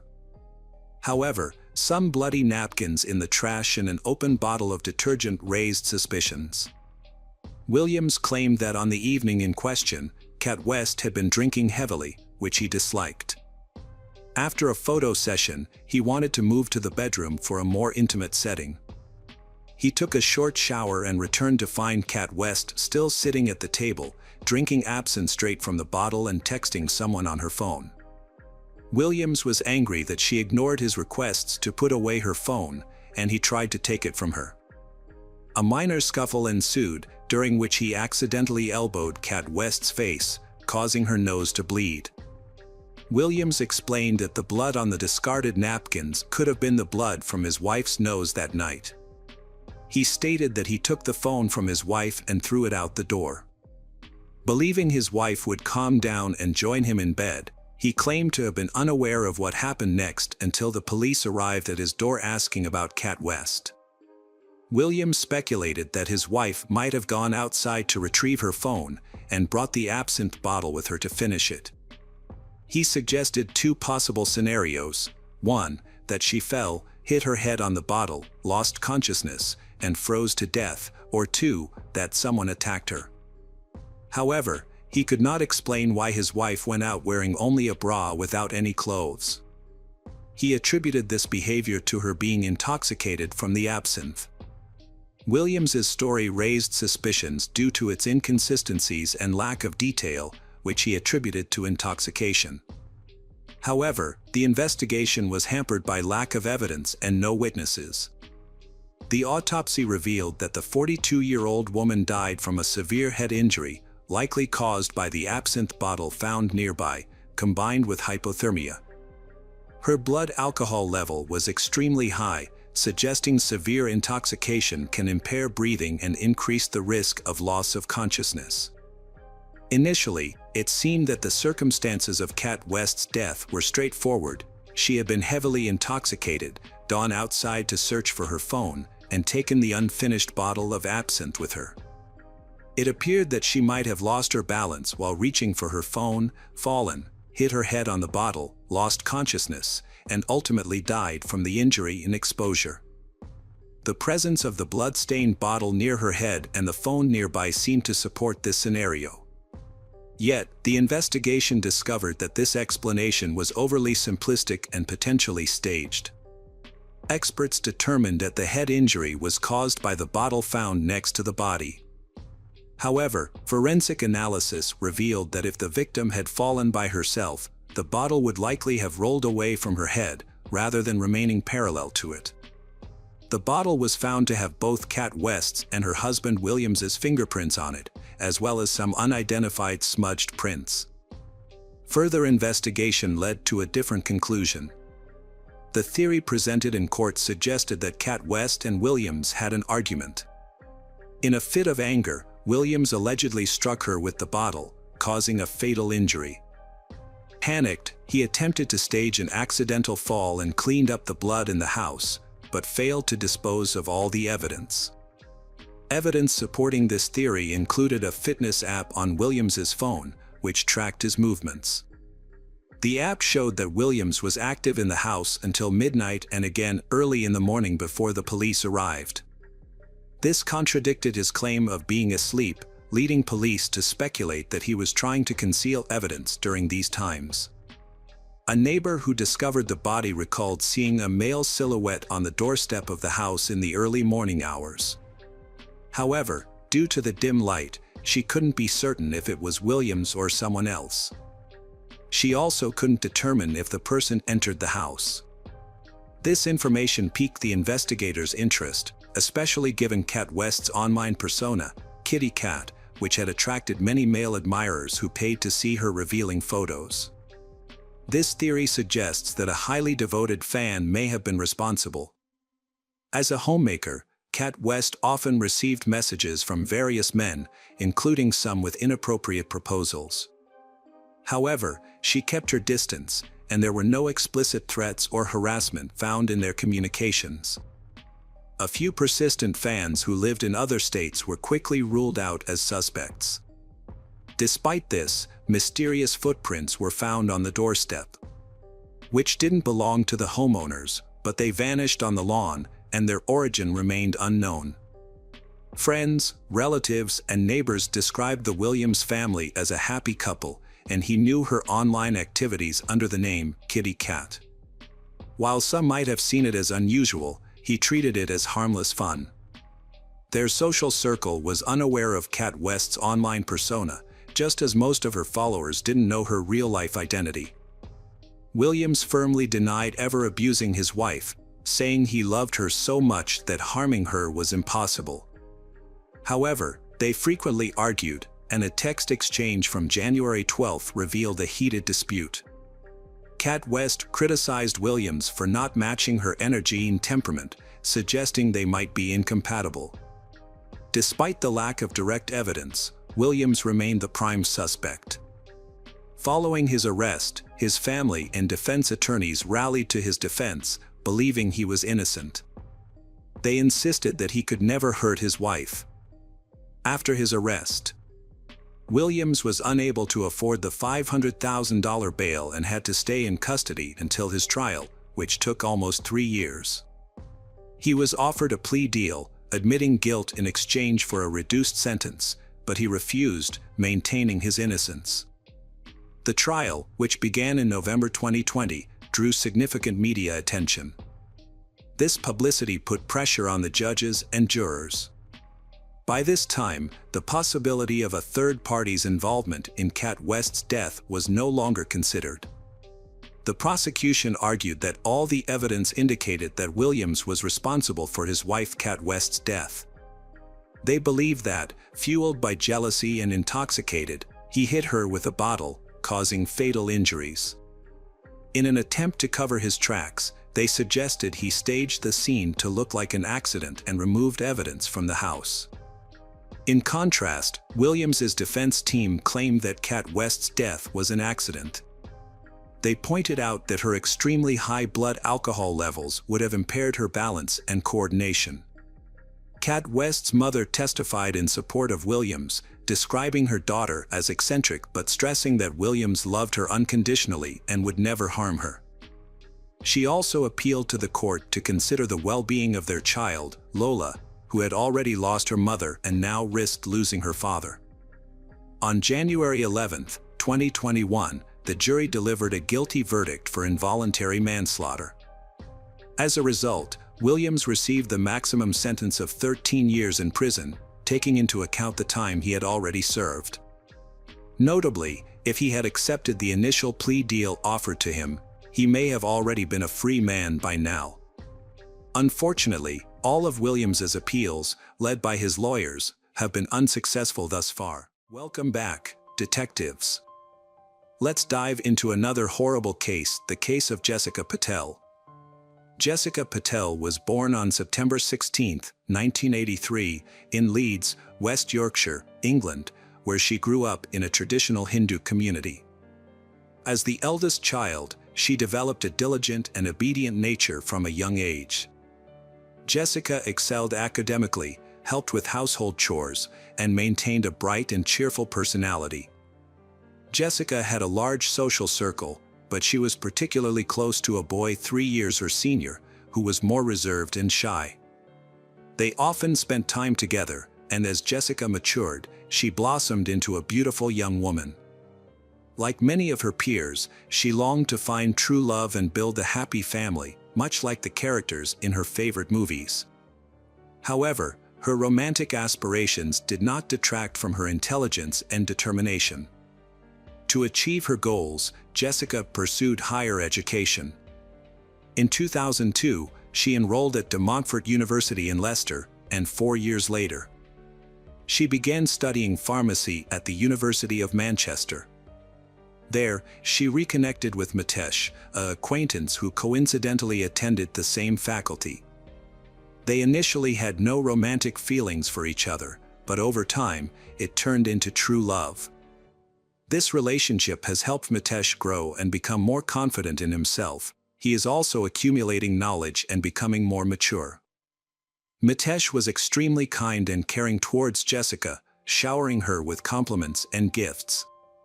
However, their happiness was short-lived.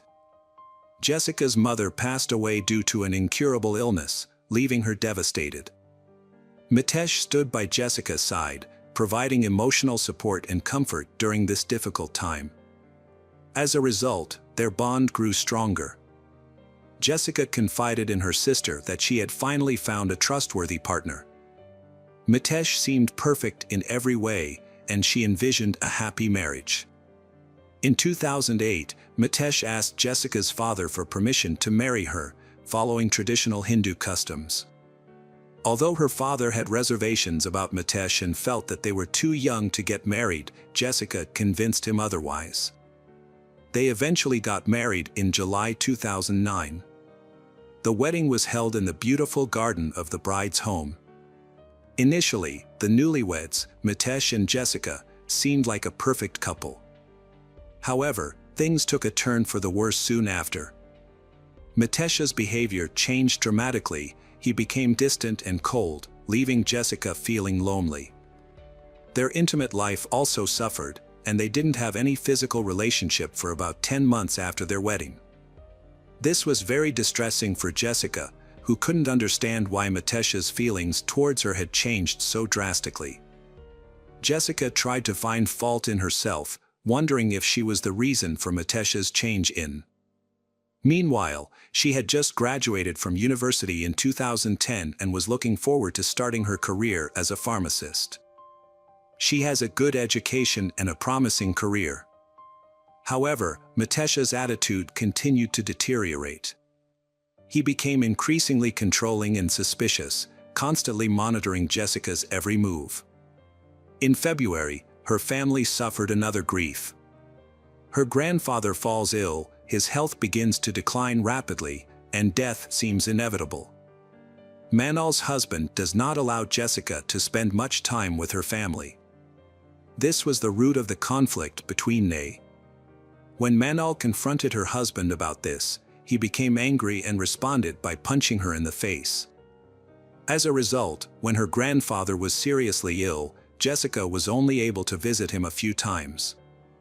Jessica comes from a traditional Indian family where his word is the law, restricting her from making her own choices. She felt trapped in a lonely marriage.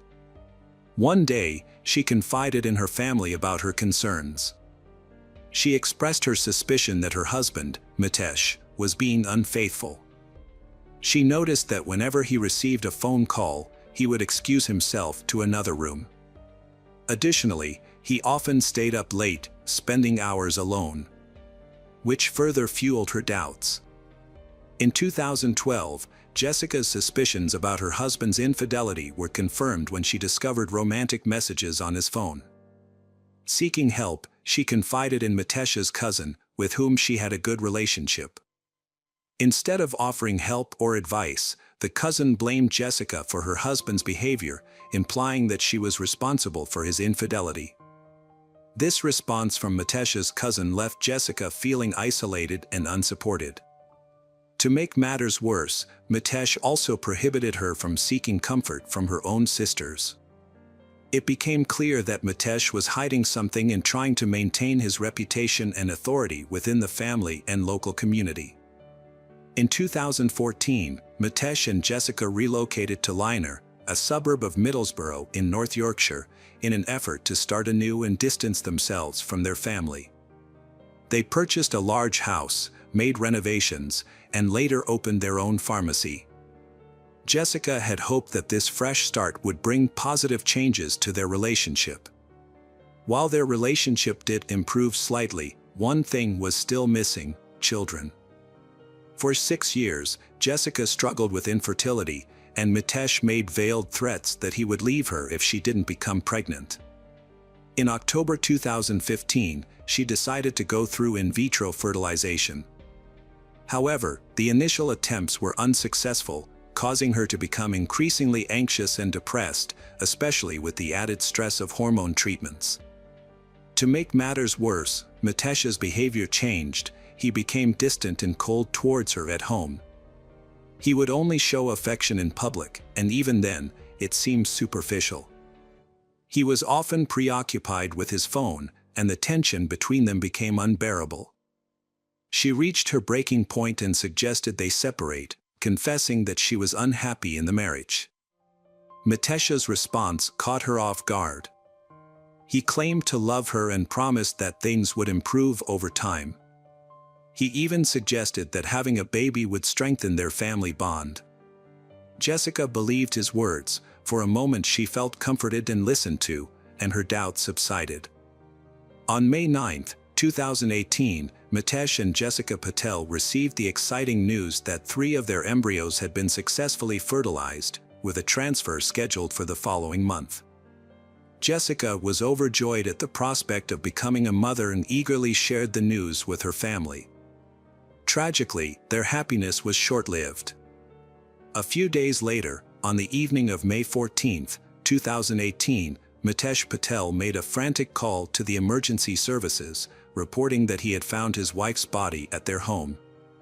He claimed that he had left the house earlier to buy food and pick up his laptop from work.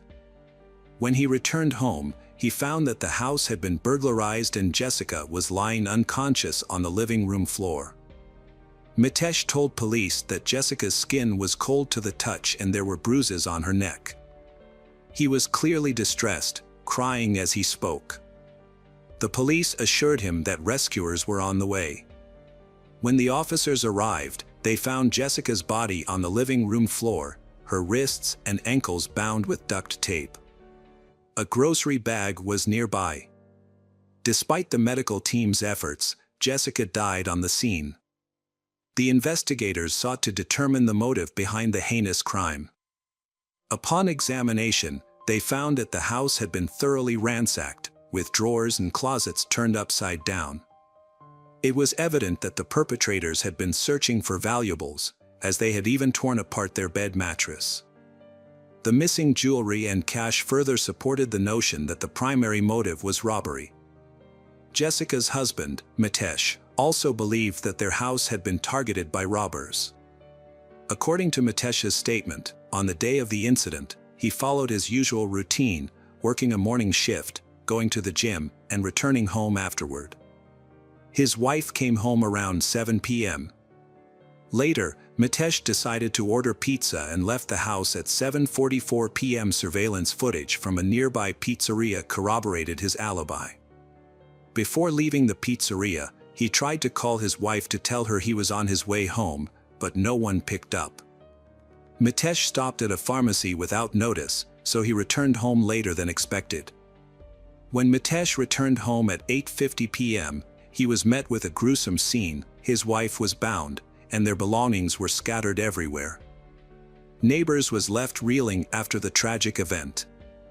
This neighborhood is known as a wealthy and peaceful place, and has never had a crime before.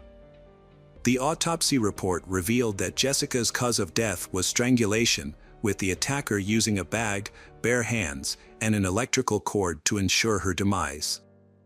Since there were no signs of forced entry, investigators initially suspected that Jessica knew her attacker and had let them into the house. Jessica's family quickly arrived and comforted Mitesh, who appeared to be extremely sad and lost over the passing of his wife. However, the police had their suspicions, and a thorough search of the house uncovered some crucial clues that would eventually lead to the capture and trial of the perpetrator. A health monitoring app on Jessica's phone also played an important role in finding the truth.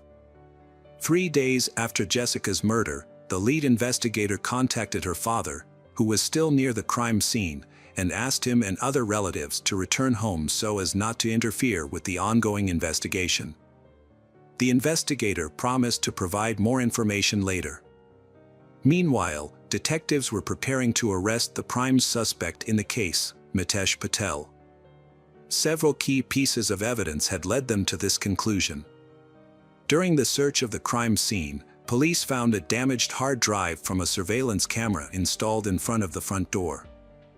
The device was discovered in a suitcase under the bed. Further investigation uncovered a hidden photograph in their nightstand that showed Mitesh embracing another man, named Amit. Additionally, footage from a camera across the street revealed that only Mitesh and Jessica entered and exited their home on the day of the murder, May 14th. The footage shows that Mitesh returned home at 3:30 p.m. Jessica arrived home from work at 7 p.m., and Mitesh left the house briefly to pick up pizza at 7:44 p.m., returning at 8:50 p.m. Since no one else was seen entering or leaving the house, the evidence pointed to one conclusion: Mitesh was the likely perpetrator. Mitesh was the prime suspect in the investigation, but the police lacked concrete evidence against him. As the detectives dug deeper, they uncovered a shocking secret that Mitesh had carefully kept hidden. Jessica had suspected that her husband was being unfaithful, and her instincts were correct. However, it was not what she expected. Mitesh was hiding his true sexual orientation. His marriage to Jessica was just a cover, a way to hide his true feelings for other men. 2 years into their marriage, Mitesh met Amit, an Indian man who was openly gay.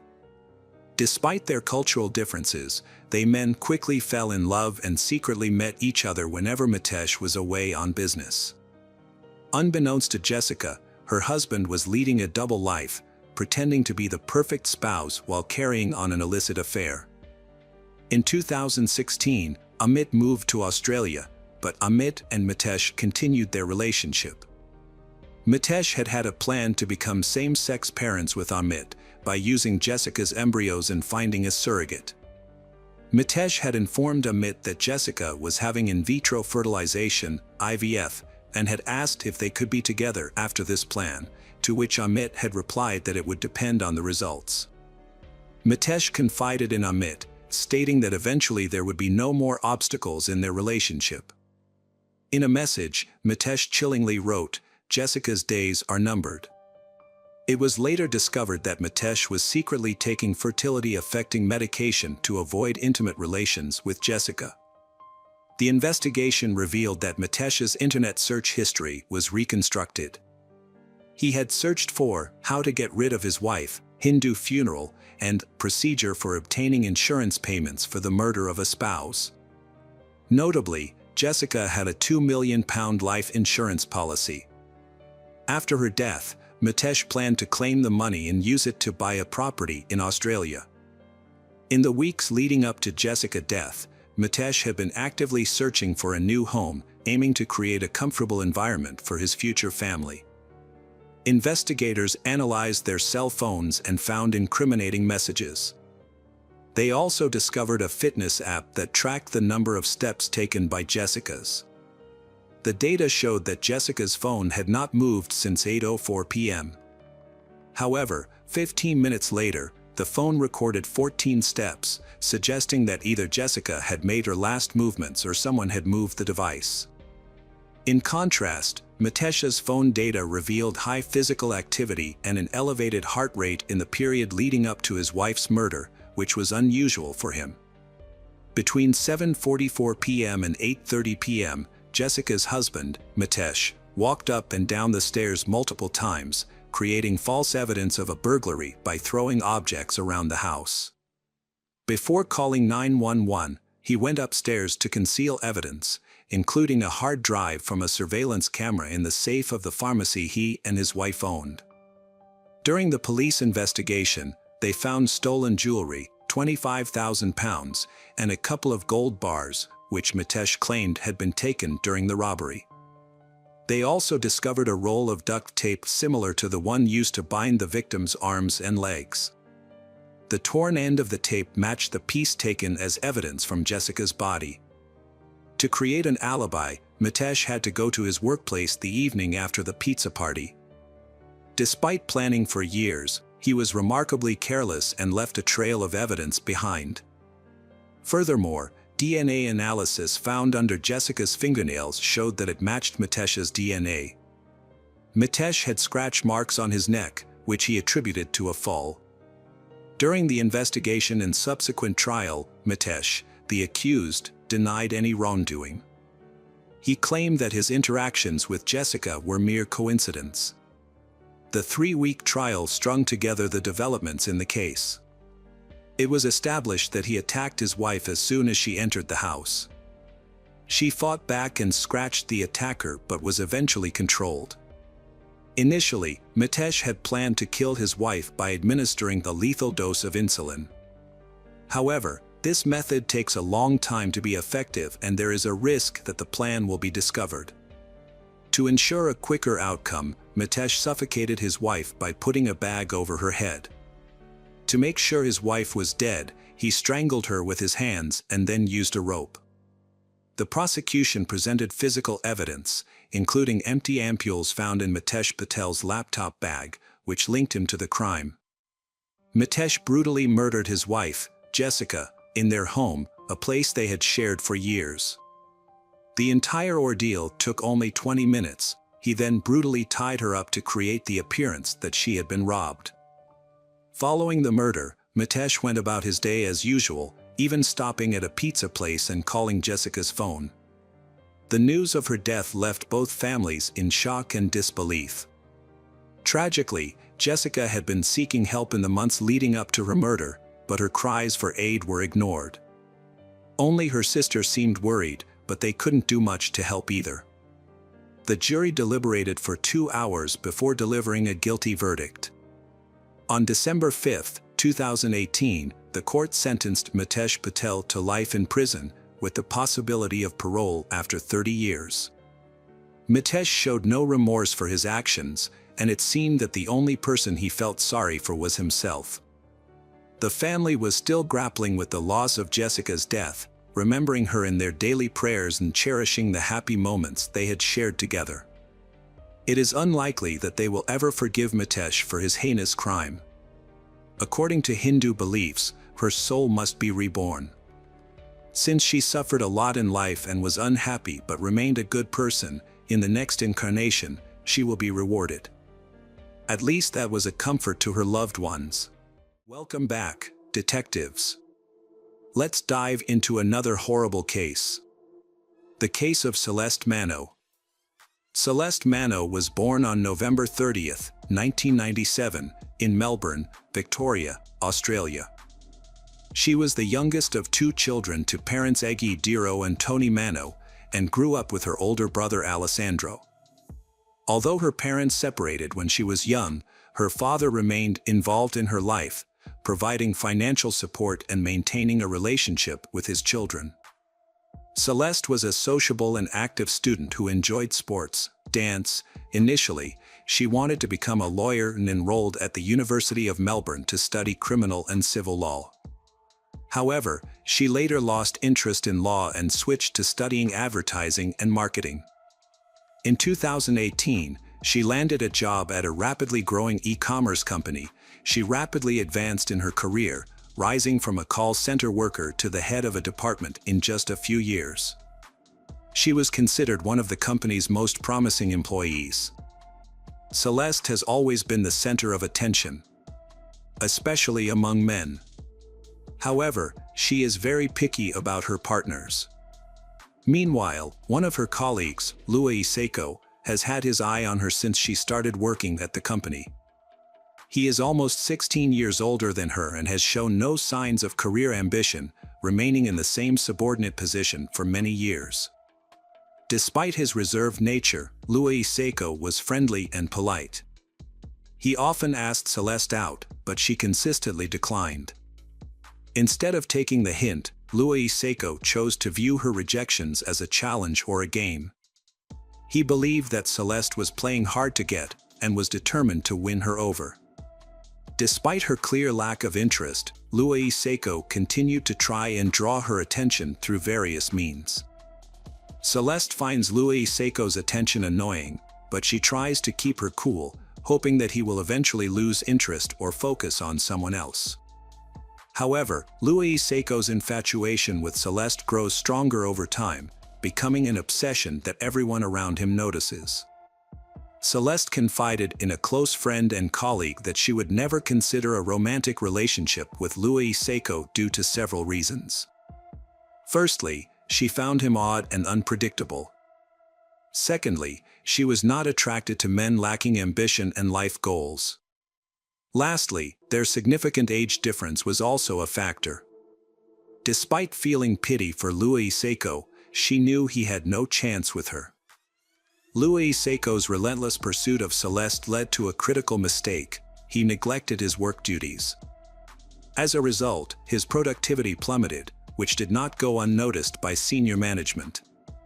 Louis Seiko received 3 reprimands and warnings before being dismissed in early autumn 2019. As he gathered his belongings in the office, he appeared on the verge of tears, clearly devastated by the outcome. Celeste is relieved when Louis Seiko finally leaves her alone, but she also feels guilty, thinking that her actions contributed to his firing. Mano, as a department manager, thanked Louis Seiko for his years of service and escorted Louis Seiko out of the building. As they parted, he patted Louis Seiko on the back and sincerely wished him luck. The dismissed employee, Louis Seiko, came to a surprising realization. He thought Celeste was hesitant to pursue an office romance because she was his superior, and it might harm her career. Now, Louis Seiko believed that there were no obstacles to their happiness, and they could be together. Overcome with emotion, Louis Seiko suddenly kissed Celeste on the cheek. Shocked by his bold move, Celeste was speechless. She quickly turned around and fled back into the office without saying a word. Louis Seiko misinterpreted her reaction, thinking that Celeste had feelings for him and that he shouldn't give up on pursuing her.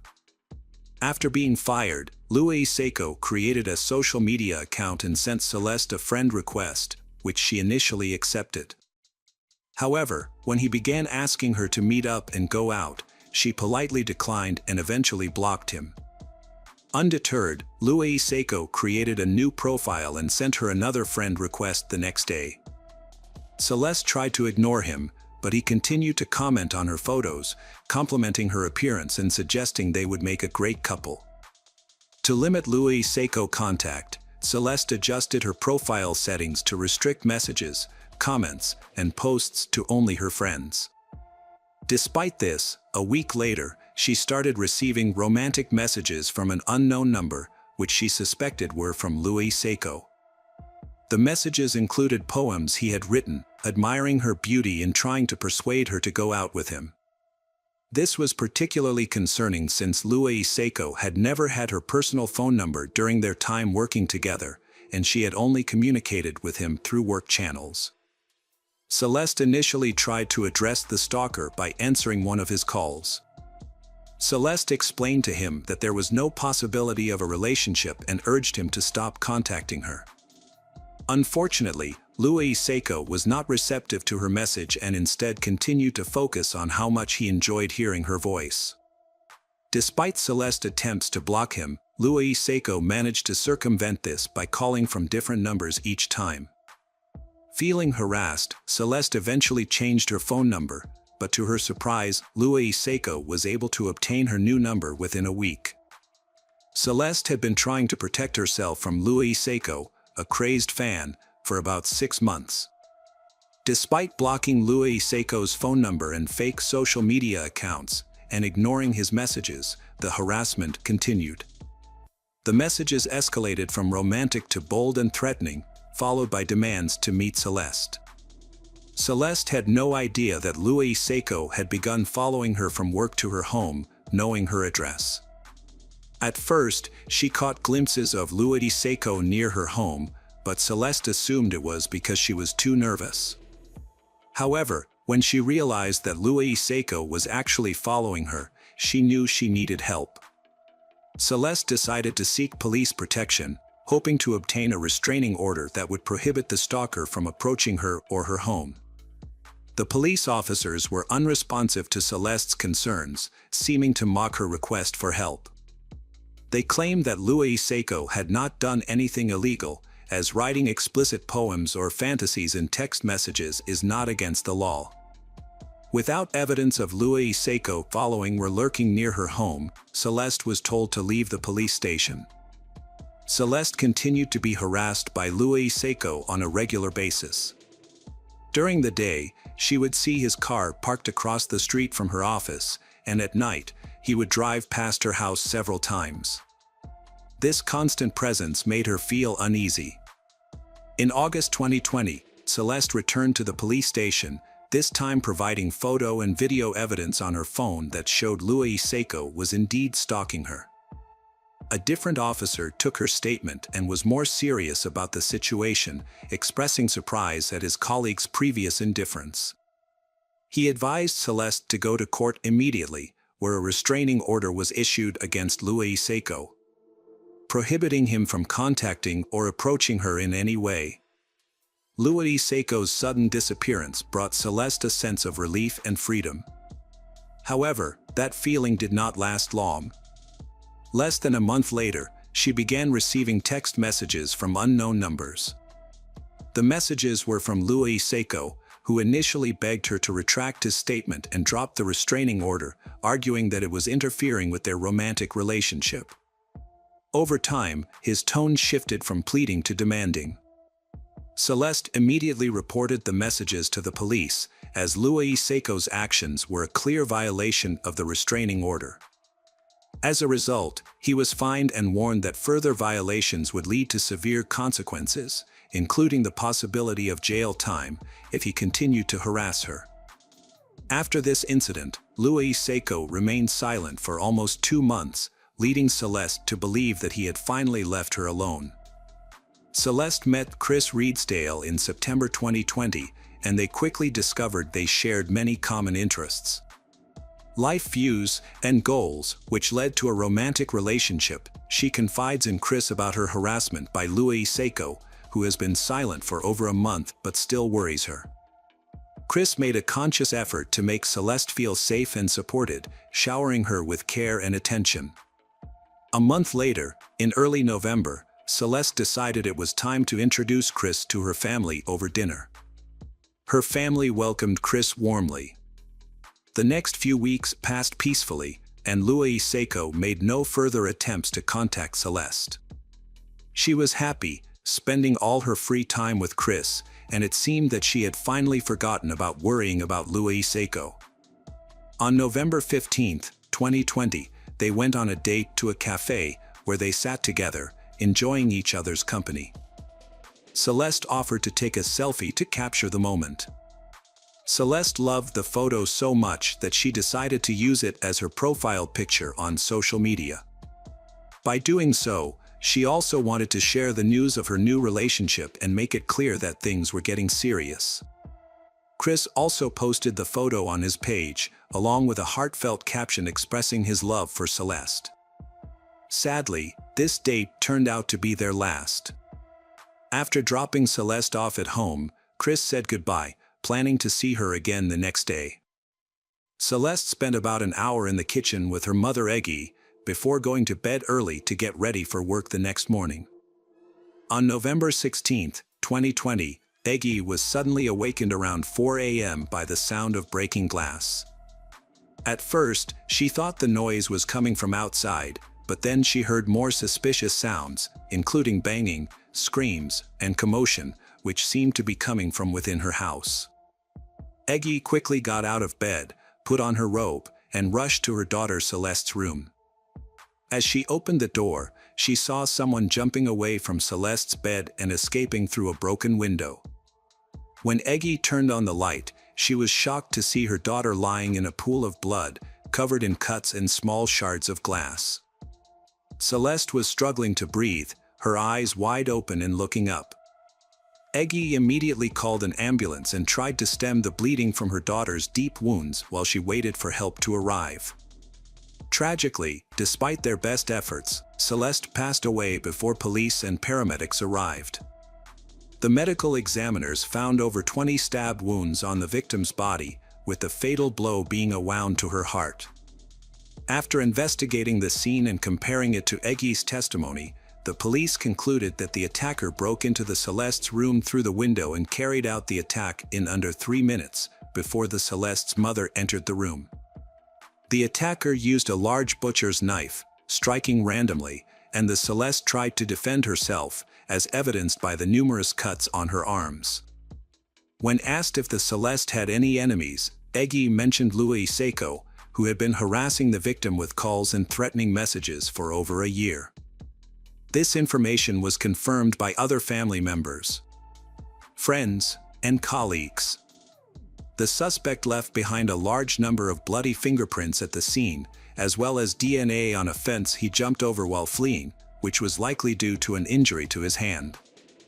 As a result, it was crucial to detain and interrogate Louis Seco immediately, as he was the prime suspect in the case, and to verify and compare all the evidence and witness statements. Louis Seco was immediately taken into custody but initially claimed to be innocent, professing his love for Celeste and insisting he could never hurt her. However, forensic analysis quickly proved him wrong. His bloody fingerprints were found both in Celeste's room and on the fence surrounding her property, tying him to the crime scene. Investigation revealed a prior restraining order, which prohibited Louis Seco from approaching Celeste. Notably, the night before the crime, he bought a hammer and large knife at a local hardware store. The store's security cameras caught him purchasing the tools at checkout. It later emerged that he used these tools to carry out the violent crime, smashing through a window to enter Celeste's house and fatally stabbing her with the knife. The case against Louis Seiko was overwhelming, with evidence showing he had been watching his victim for a long time and knew everything about her. The final straw was when she posted a photo of her new boyfriend on social media. After that, Louis Seiko bought a knife and hammer and snuck into the victim's home at night to harm her. His actions seemed deliberate and planned. Louis Seiko's personal life was marked by instability. At 39, he had never married, still lived with his parents, had few friends, and had trouble holding down a job. He also had a family history of mental health issues, with a brother serving a long prison sentence for a serious crime. Louis Seiko's lawyer arguing that he needed specialized treatment rather than imprisonment. However, this claim outraged the victim's family, who feared that Louis Seiko would escape punishment. The psychiatric experts ultimately concluded that while Louis Seiko did have mental health issues, he was fully aware of his actions when he committed the crime. He had planned the details in advance, which meant he would have to stand trial. The murder trial is set for the fall of 2023, 3 years after Celeste's tragic death. In the years leading up to the trial, Louis Seiko attempted to argue that he was mentally ill and not responsible for his actions. He spent much of that time in a psychiatric ward. During the trial, Louis Seiko remained calm and detached, seemingly uninterested in the proceedings. He admitted to his guilt but claimed that his intention was not to take Celeste's life, but rather to win her love. However, the jury unanimously found him guilty on all counts. As a result, he was sentenced to 36 years in prison, with the possibility of parole only after serving 30 years. The Celeste's parents drew attention to the fact that their daughter had reported the perpetrator to the police as early as 2020, seeking protection from him. However, her complaint was not accepted due to a loophole in the existing legislation. This led to calls for a change in the law, which would later be referred to as Celeste's Law. Welcome back, detectives. Let's dive into another horrible case. The case of Carol Maltesi. Carol Nicole Maltesi was born on September 19, 1995, in a small province in Italy, to parents Fabio and Josephine. Her mother was of Italian descent, while her father had Dutch heritage. When Carol was just 4 years old, her parents divorced, and she remained with her mother. Her father moved back to the Netherlands, where he remarried and had more children. Despite her father's lack of support, Josephine chose to stay in Italy and raise Carol on her own. Carol and her mother lived in a small community called Sesto Kenda. Her mother worked multiple jobs to provide Carol with a good education and opportunities for a better life. As a result, Carol grew into a beautiful, kind, and sociable young woman with many friends and an easy rapport with others. She was an active schoolgirl who participated in sports, such as horseback riding, and regularly attended a dance studio. Carol was fluent in 3 languages, loved traveling across Europe, and was an avid reader who could engage in conversations on a wide range of topics. As Carol entered her teenage years, she had many admirers and enjoyed being the center of attention. After completing her secondary education, Carol enrolled in a technical university to study industrial design, arts, and fashion. During her freshman year, Carol discovered she was pregnant after developing a romantic relationship with a young man studying architecture and design. The pregnancy was unexpected, and both Carol and her father were unprepared. Despite the challenges, Carol decided to keep the baby. In 2016, Carol, then 20 years old, gave birth to a son.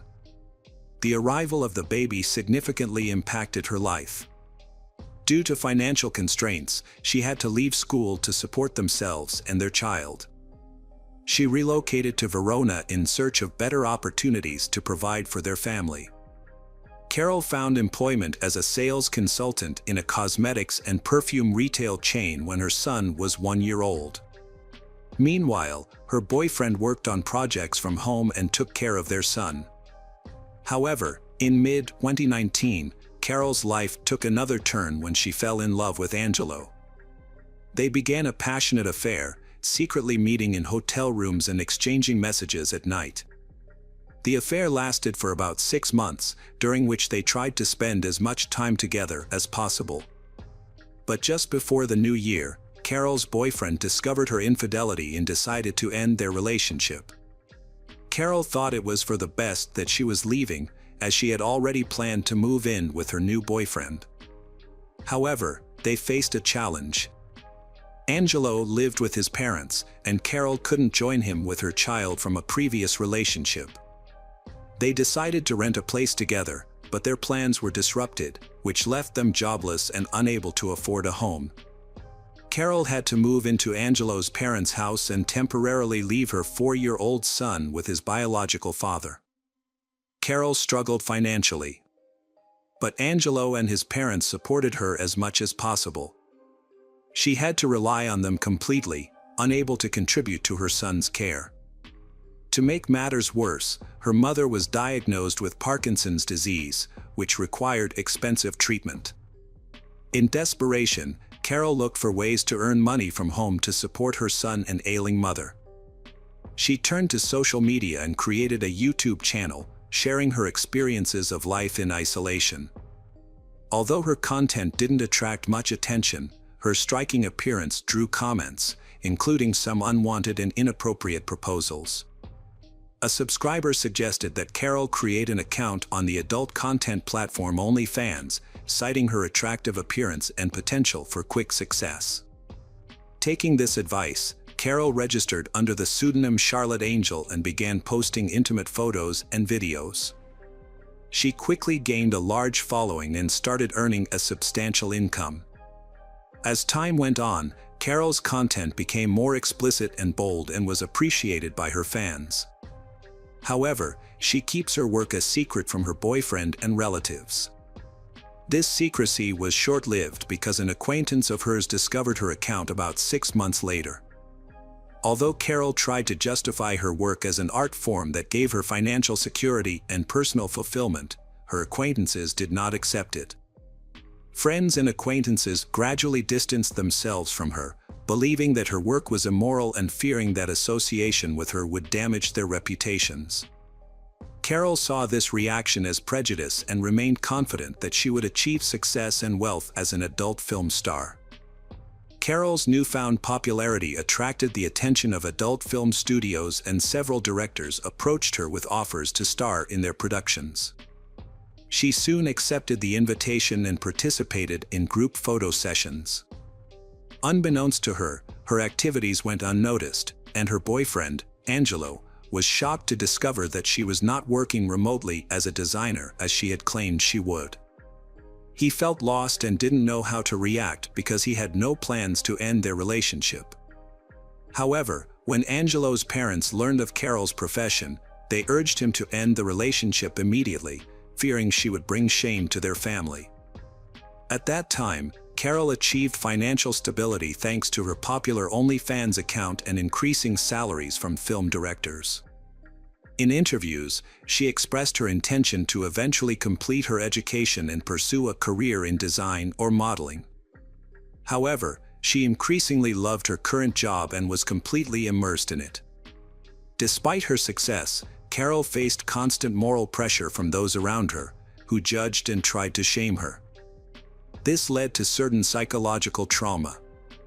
She defended her profession, calling it art, and supported women's right to choose a career without fear of judgment or social consequences. At the age of 25, Carol moved to Rescaldina, a small town in the province of Milan, with the intention of starting again. She planned to abandon her career in the adult entertainment industry and secure a job as a sales consultant at a perfume shop. However, this job of hers only lasted for a short time. A few months later, Carol met David Fontana, a 42-year-old local banker with a passion for photography, especially nude photography. They connected online, where David was searching for photo models for his projects. Carol reciprocated his offer, and upon their first meeting, they felt an intense mutual attraction. Despite being married, David pursued a relationship with Carol and they began dating. Their relationship involved photo sessions that often led to intimate encounters. David soon discovered Carol's past experience in the adult industry and encouraged her to resume her career, citing her talent. However, David's feelings for Carol were complex. He loved her, desired to possess her, and also enjoyed watching her in adult films. In March 2021, David divorced his wife and moved in with Carol, allowing them to explore their most explicit fantasies together. He assisted her in creating content for OnlyFans, a platform where she gained immense popularity.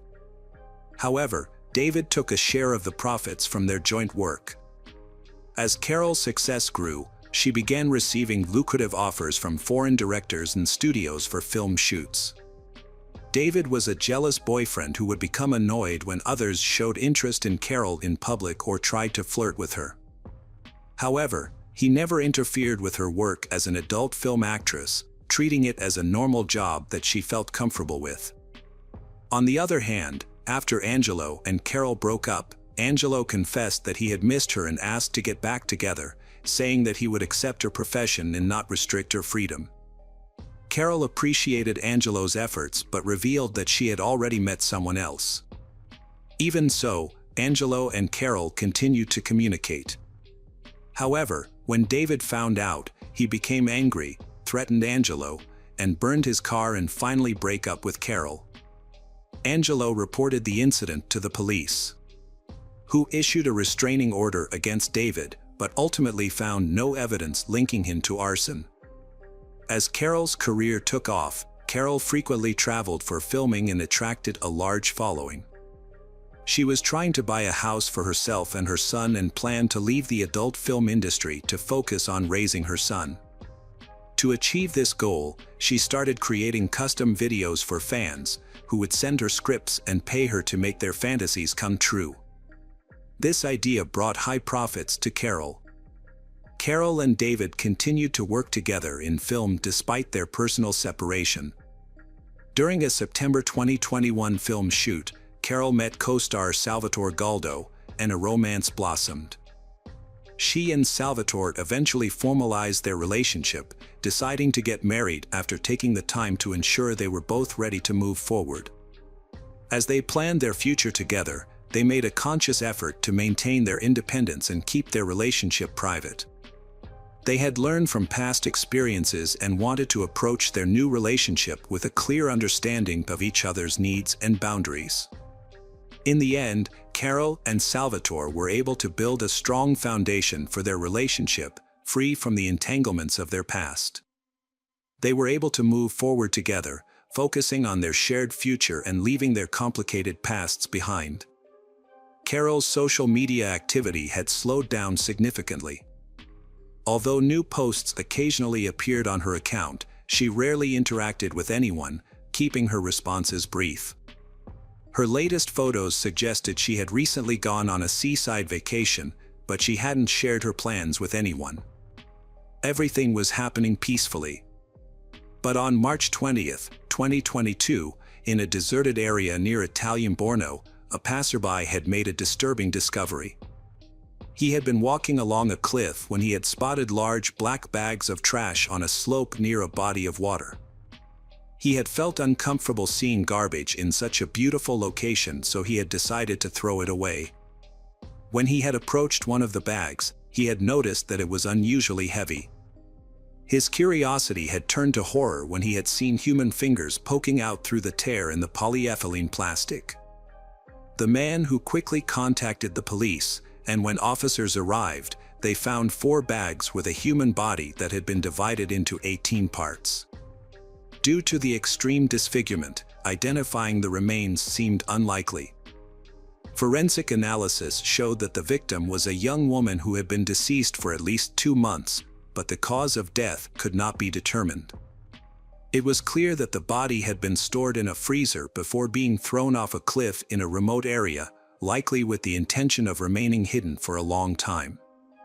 Upon impact, the bags tore, spilling some of the contents.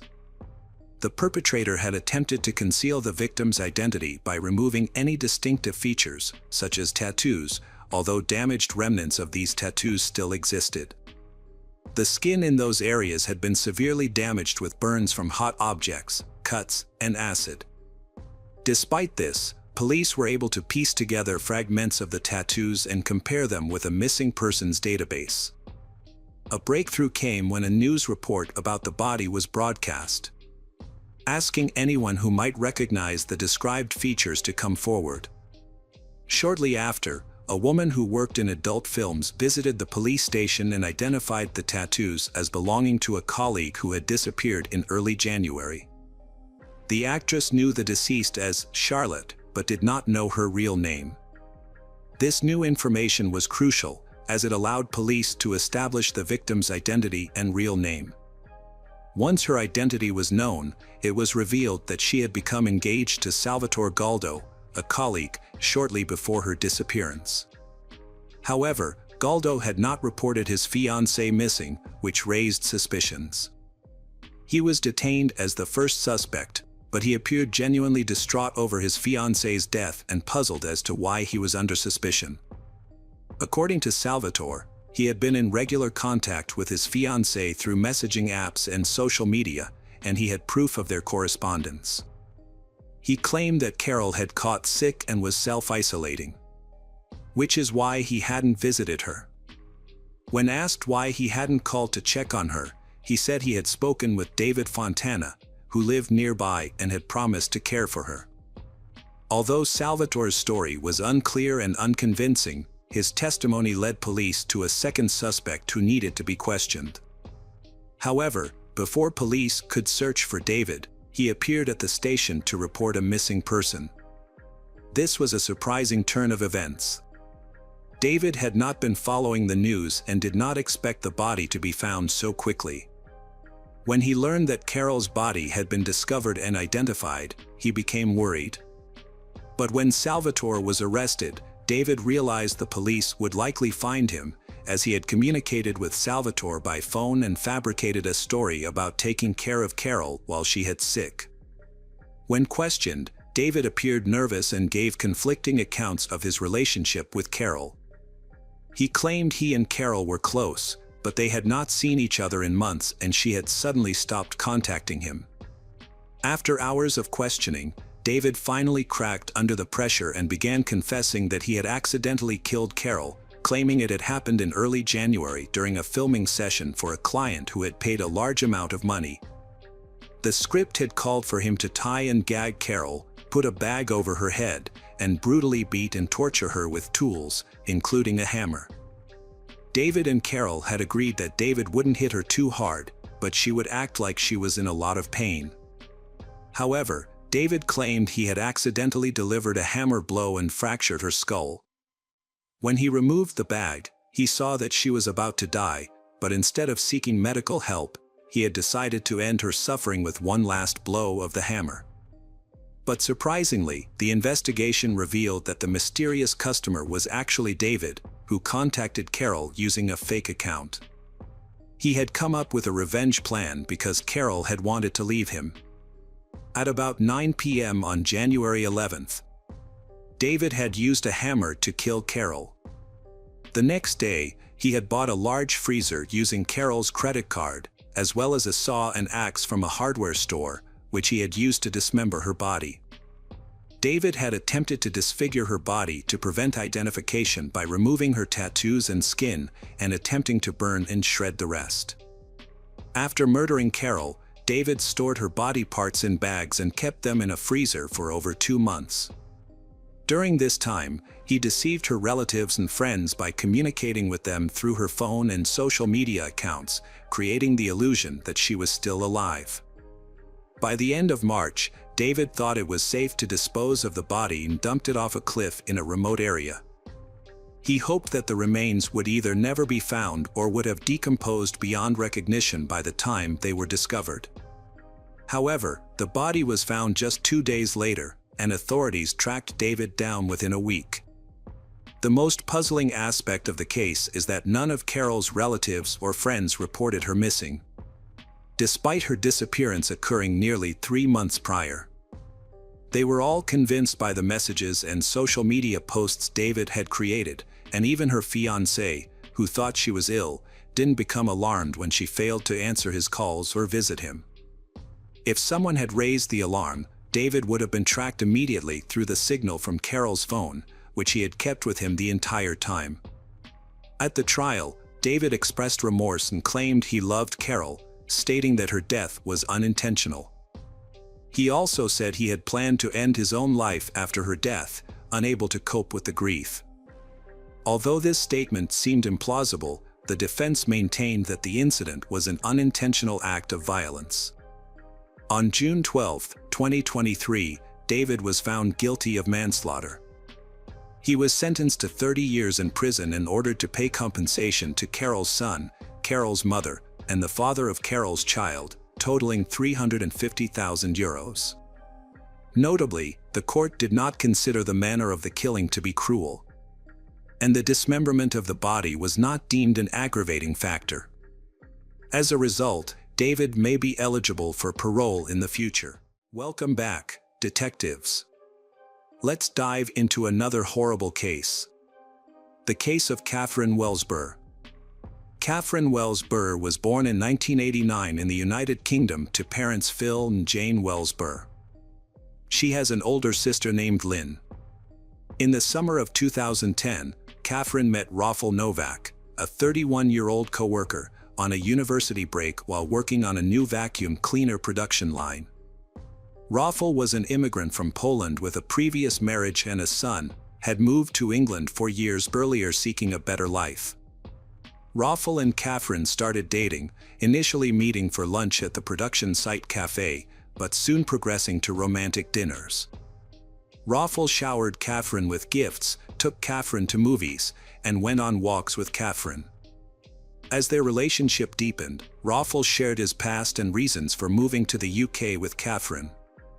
Rafael's trustworthy nature allows her to open up completely to him. Within a few months, Catherine introduced Rafael to her parents, who welcomed him into their family and hoped for Rafael and Catherine's future happiness. Soon, Rafael and Catherine began planning their wedding. Catherine graduated with honors from Bath Spa University in 2011 and secured a promising job as a business analyst at Pneumatic International, the manufacturer of Henry vacuum cleaners. Her career progressed quickly, helping her have good job opportunities. Catherine is smart, highly educated, and has good interaction skills with others. She shows genuine interest in her co-workers' problems and cares for those around her. Her kind demeanor and radiant smile have earned her the admiration of her colleagues, who view her as a young leader. Catherine's career was advancing swiftly, and her substantial earnings, combined with those of her partner Rafael, allowed them to purchase a spacious home with a terrace in Willow Way. Although they were financially secure, they opted to take out a mortgage, securing insurance coverage as per their agreement with the bank. With their youth, successful careers, and love for each other, it seemed they had all the ingredients for happiness. However, the fateful day of September 12, 2012, marked a turning point in their lives, changing everything forever. On September 12, 2012, Orlando, a local resident, was driving home after a night shift at the gas station. He is in a hurry to take his daughter Maria to kindergarten as he promised his wife. While driving, he noticed black smoke coming from a nearby parking lot after turning a sharp corner. Smoke billowed from a car engulfed in flames. Orlando stopped and tried to get a closer look but couldn't due to the intense fire. When firefighters arrived 4 minutes later, the car was completely burned out. The police cordoned off the area to keep onlookers away. The location was relatively deserted due to the early hour, and there were no witnesses to the incident. Upon investigation, a charred body was found. The police needed to identify the victim and determine the cause of death. There were no signs of a car accident or any evidence of another vehicle being involved. The police initially suspected that the car may have caught fire due to a malfunction or self-ignition. A thorough investigation was conducted, involving multiple expert analyses. The remains were sent to a forensic laboratory to determine the identity and cause of death. The police also examined fragments of the burned vehicle to identify any malfunctions and establish the cause of the fire.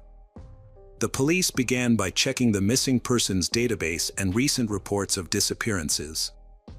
They quickly identified the deceased as 23-year-old Catherine Wells Barr. On the same day, Rafal Novak filed a missing persons report for his girlfriend, Catherine. According to Rafal, he left for work at 5:30 a.m. while Catherine was still asleep. When she failed to show up for work, and Rafal couldn't find her at any of her relatives' homes, he contacted the police.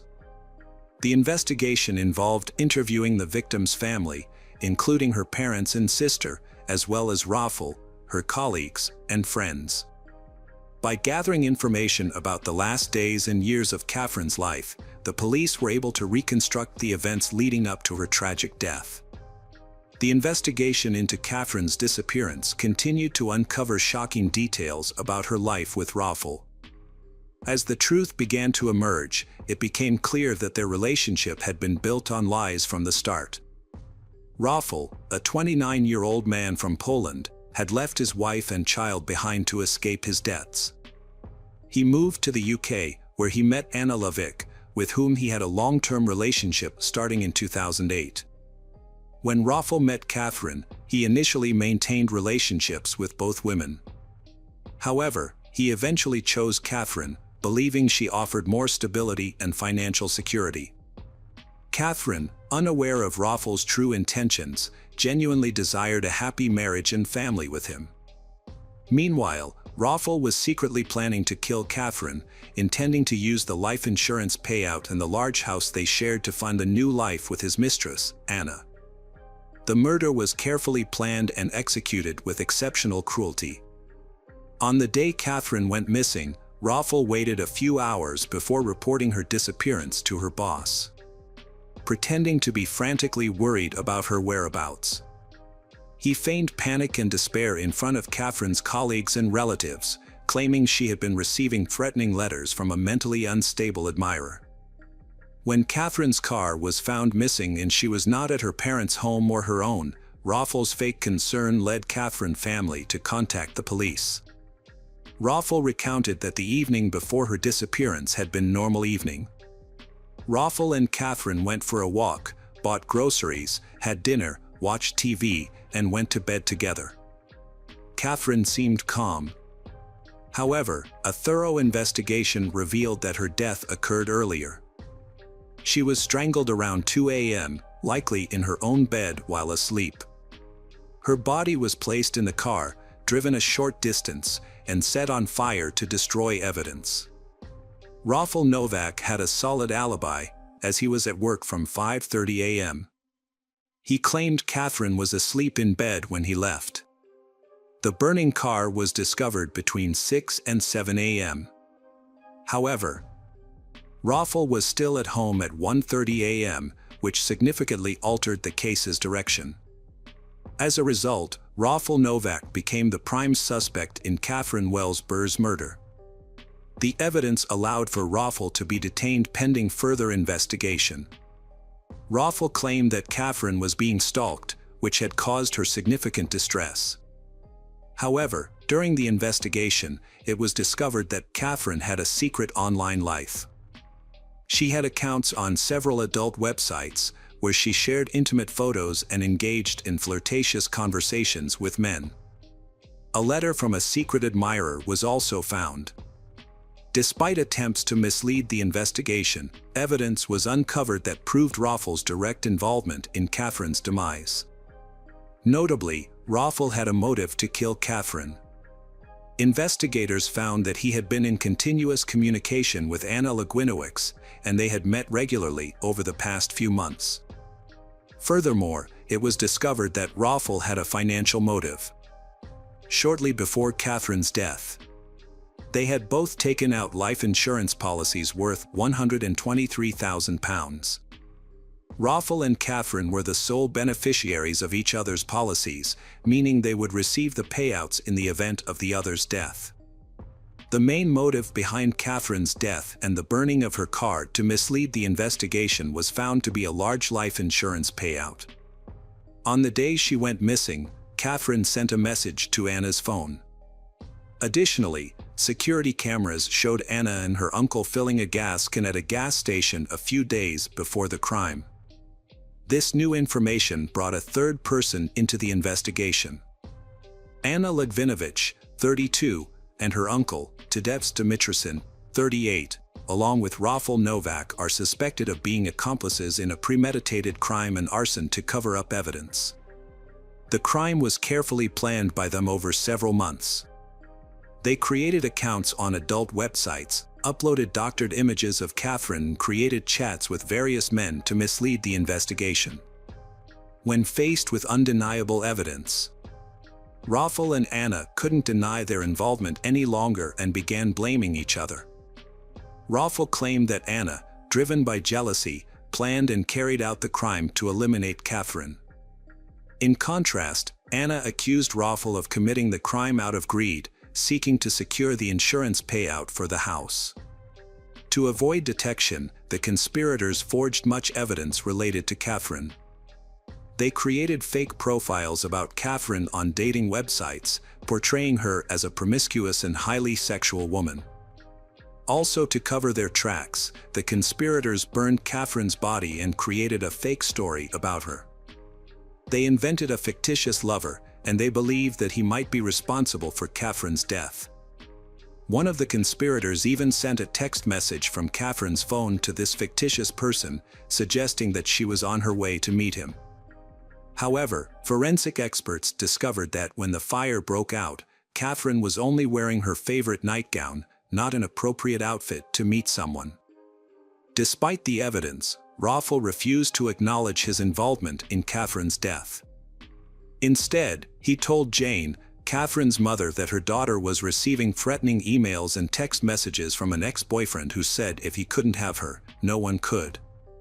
Raffle also claimed that Catherine had spoken of taking her own life. In a shocking display of deceit, Raffle allowed Catherine's parents to comfort him, believing he was also mourning the loss of Catherine he loved. Raffle's acting was incredibly convincing. After Catherine's death, her mother, Jane, was so taken in by his performance that she hugged him and allowed him to call her Mom. Jane explained that in the early stages of the investigation, the police viewed Raffle more as a witness than a suspect, so she decided to offer him her full support. Her reasoning was that if Catherine had loved him that much and he was considered part of their family, then he deserved their support. The trial, chaired by Justice Sharp, began and the jury heard that Raffle and his two co-defendants stood to gain a significant amount from Catherine's death. They hoped to receive a life insurance payout of £123,000 and half ownership of a two-bedroom home in Mangold, Somerset, valued at £137,000. During the trial, it was revealed that when police found Catherine's body in her burned car on the morning of September 12, Raffle showed no emotion. Anna Lagwinovich frequently shook her head and laughed in court when it was suggested she was responsible for the crime, but refused to testify. Tadeusz also chose not to testify in his defense. The judge, Justice Sharp, told the defendants the murder was a horrific and merciless crime. The defendants showed no emotion during sentencing. The judge described Anna Lagwinowicz's behavior as deceitful, manipulative, and cruel, and stated she played a significant role in the crime. He also told Tadeusz that the murder was committed for gain, with many aggravating circumstances and no mitigating ones. The judge expressed deep sympathy for Catherine's parents, who had no idea that Raffle Novak's charming facade hid a monster. Raffle's actions were driven by financial gain, as he had no emotional ties to Catherine. Catherine's mother stated that the brutal and calculated manner of her daughter's death would haunt them forever. She regretted not having the chance to say goodbye or express her love, and now considers Raffle an evil person who deserves to spend the rest of his life in prison. Catherine's father, Philip, added that they had welcomed Raffle into their home, treating him like a son, only to be betrayed by him. During the trial, Raffle Novak became emotional in the witness box. He denied any involvement in the death of his girlfriend, Catherine Wells Burr. Raffle claimed everyone was blaming him for a crime he did not commit. However, the court heard that Raffle showed no emotion when the police discovered Catherine's body in her burned-out car on September 12 last year. Catherine's mother, Jane Wells Burr, testified that after his initial release from police custody, Raffle asked for a steak dinner and didn't even mention Catherine.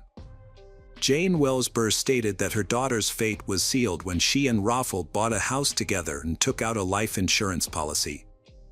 She believes that in signing the contract, Catherine also signed her own death warrant.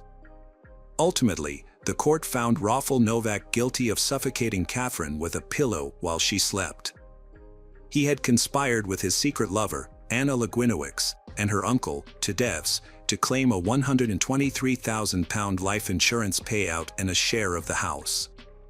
Anna and Tadevs had transported Catherine's body in her car to a remote location and set it on fire. Raffle and Anna were sentenced to life in prison with a minimum term of 32 years, while Tadevs received a 27-year sentence. After the verdict, Catherine's parents, Philip and Jane Wells Burr, advocated for stricter immigration laws. They believed that if the UK had more stringent immigration rules, like the US, Raffle Novak would not have been allowed entry. Raffle had previously been convicted of assaulting his wife in Poland. Philip and Jane, who divorced after Catherine's death, blamed the European Union for the UK's lenient immigration policies. Jane stated that the UK does not thoroughly check people entering the country.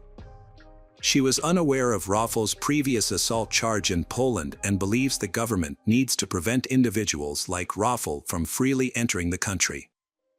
Following the verdict, Catherine's mother paid tribute to her daughter, describing her as a beautiful, determined, and hardworking individual who earned a first-class degree from the University of Bath Spa. Catherine's family expressed their devastation and loss, stating they were proud of her accomplishments and had no idea how to move forward without her. They believed she had great potential and a promising life ahead, but it was cruelly taken away from her and her loved ones. Welcome back, detectives. Let's dive into another horrible case. The case of Michelle Young. Jason Young was born in 1974 in Brevard, North Carolina. Jason grew up in a typical family. After completing high school, he attended the prestigious State University in Raleigh, the state capital. Following graduation, he secured a job as a salesman at a large retail chain. Jason proved to be a valuable and reliable employee, but his friends described him as inconsistent and unpredictable in his relationships with women. He had a reputation for being a womanizer, often changing partners. Michelle Young was born in February 1977 in New York. She was raised in a close-knit family with her younger sister Meredith and their devoted mother Linda. Linda played a significant role in Michelle's early life, nurturing her passions and talents from a young age. Michelle's interests in law and economics were evident from her school days, and she dreamed of pursuing a career in this field. Michelle's academic journey led her to apply to several universities after high school, eventually gaining acceptance into a top university in North Carolina. There, she pursued her master's degree in economics. After completing her education, Michelle secured a prestigious job at a leading accounting firm in the state, rapidly establishing herself as a skilled professional. She achieved financial stability, was able to support herself fully. A chance encounter at a bar on Michelle's birthday, when Jason accidentally spilled a cocktail on her, he immediately apologized and offered to buy her another. This kind and thoughtful act caught Michelle's attention, and they began chatting. As they talked, they discovered that they had a lot in common. They both went to the same college, although Jason graduated 3 years earlier. Their casual conversation quickly turned into a romantic relationship, and they began dating. Although they had deep feelings for each other, they had no plans to get married or move in together. At the time, Jason still lived with his parents in Brevard, while Michelle lived in Raleigh. They would see each other on weekends or during Jason's business trips to Raleigh. During one of their meetings, Michelle dropped a bombshell: she was pregnant. This news came as a shock to both of them, as they were not yet ready to become parents. Jason and Michelle were young and focused on their careers, with no immediate plans to start a family. However, when Michelle became pregnant, she decided to keep the baby after some initial hesitation. Jason took a month to come to terms with the situation and then relocated to be closer to Michelle. After a few months, they got married, but it wasn't due to love or the pregnancy. Instead, it was because Michelle lacked health insurance, and the cost of childbirth would have been prohibitively expensive. Marriage provided a solution to this financial burden. Their daughter, Cassidy Elizabeth, was born in the spring of 2004. Michelle threw herself into domestic life and family responsibilities, with the help of her mother and younger sister. Although Michelle's family was wary of Jason, they tried to avoid conflicts and accepted him as part of their family. Later that year, the young family moved into a large house in a quiet neighborhood. Michelle's mother, Linda, came to visit to help with housework and noticed a tense atmosphere in the home. Jason had a bad temper and often started arguments. Michelle tried to downplay these incidents and appear cheerful.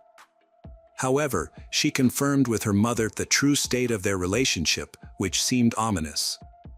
When Cassidy was just 2 years old, Michelle found out she was pregnant again. She was nervous about sharing the news with her husband, but he took it calmly and even seemed happy. The family decided to visit Jason's parents in Brevard to share the news in person. They spent the weekend celebrating with relatives, and on Monday they left Cassidy with the grandparents for a few hours and went out to dinner to celebrate the event.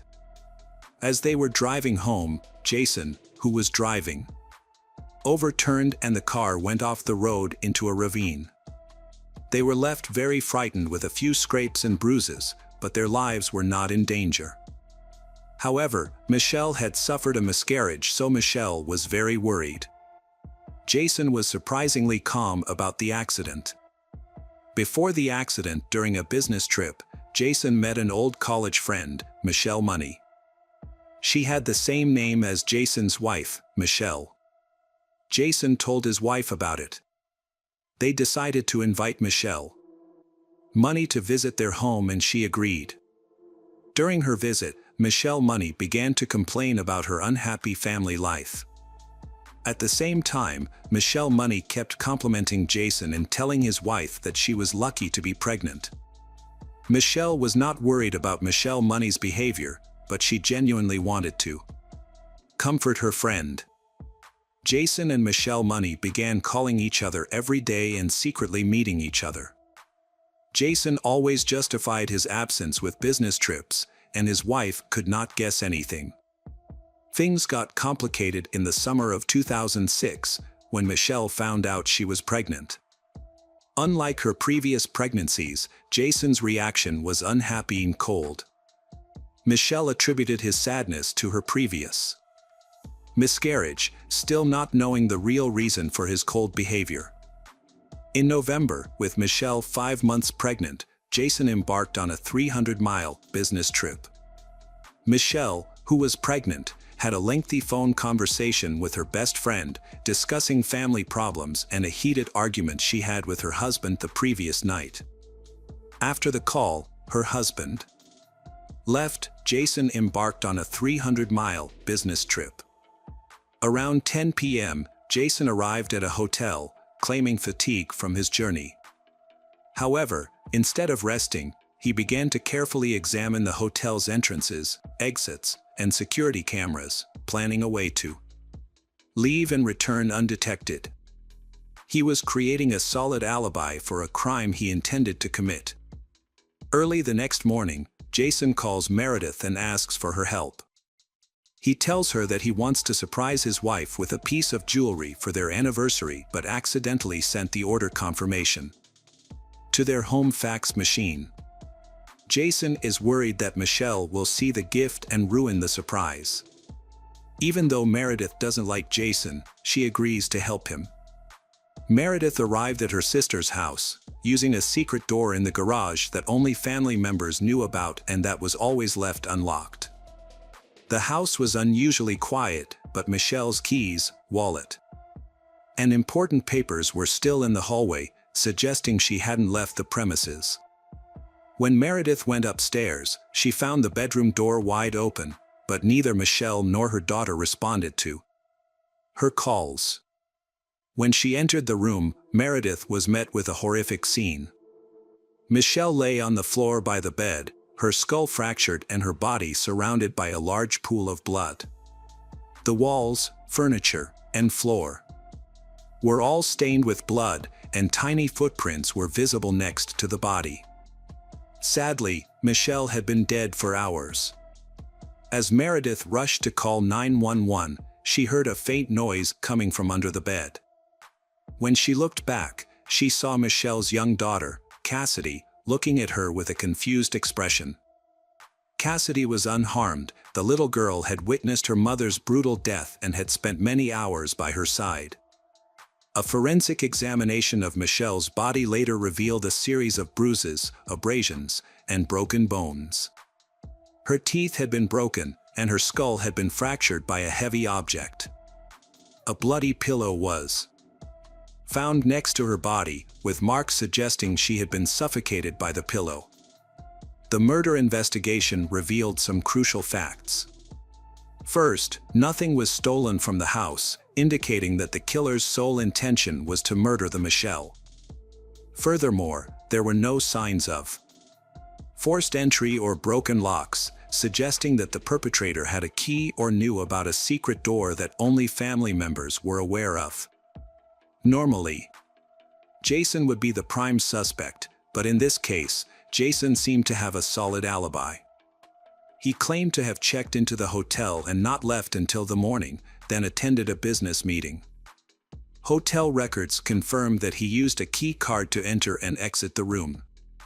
However, upon closer inspection, investigators discovered several irregularities in Jason's alibi. A hotel employee found the fire escape open and propped up with a rock. When investigators reviewed surveillance footage to determine who had propped up the rock, they discovered that the camera had been deliberately disabled on the night of the murder. Jason's room was last recorded about half an hour after he checked in. The strange events continued. Later that night, a man resembling Jason stopped at a gas station between the hotel and the crime scene. When asked to show identification as required by the station's rules, he refused, paid with cash, and hastily left without waiting for his change. The on-call attendant identified Jason, but he denied any involvement, claiming that he had spent the night in the hotel room. His actions, however, raised suspicion. On the day before the tragedy, Jason had made more than 24 calls to his wife, Michelle, and 5 more to his mistress, Michelle Money, each lasting less than 15 seconds, suggesting he was in a state of panic. Notably, these calls were made outside the hotel, contradicting his claim that he had been in the room all night. Additionally, Jason was late for a scheduled business meeting with his partners and appeared distracted. While these incidents were suspicious, they did not prove his guilt, so Jason was able to maintain his normal life for nearly 3 years. He even won custody of his young daughter, which was a huge blow to Michelle's family. Jason's case was reopened in 2012 with new evidence. Witnesses reported seeing his distinctive white car near his home on the night of the murders. A child psychologist testified about Jason's daughter reenacting a disturbing scene with her doll. And Jason's former mistress Michelle Money revealed Jason's mood swings and violent outbursts, and that he had confided in her about his marital woes. This testimony helped convict Jason of brutally assaulting his pregnant wife, and he was sentenced to life in prison without parole. As a result of Jason's actions, his daughter, Cassidy, was left without parents. Her mother was murdered, and her father is in prison for the crime. Cassidy is now being cared for by her aunt and maternal grandparents. Hi there, investigators. It's time to uncover the truth behind another case.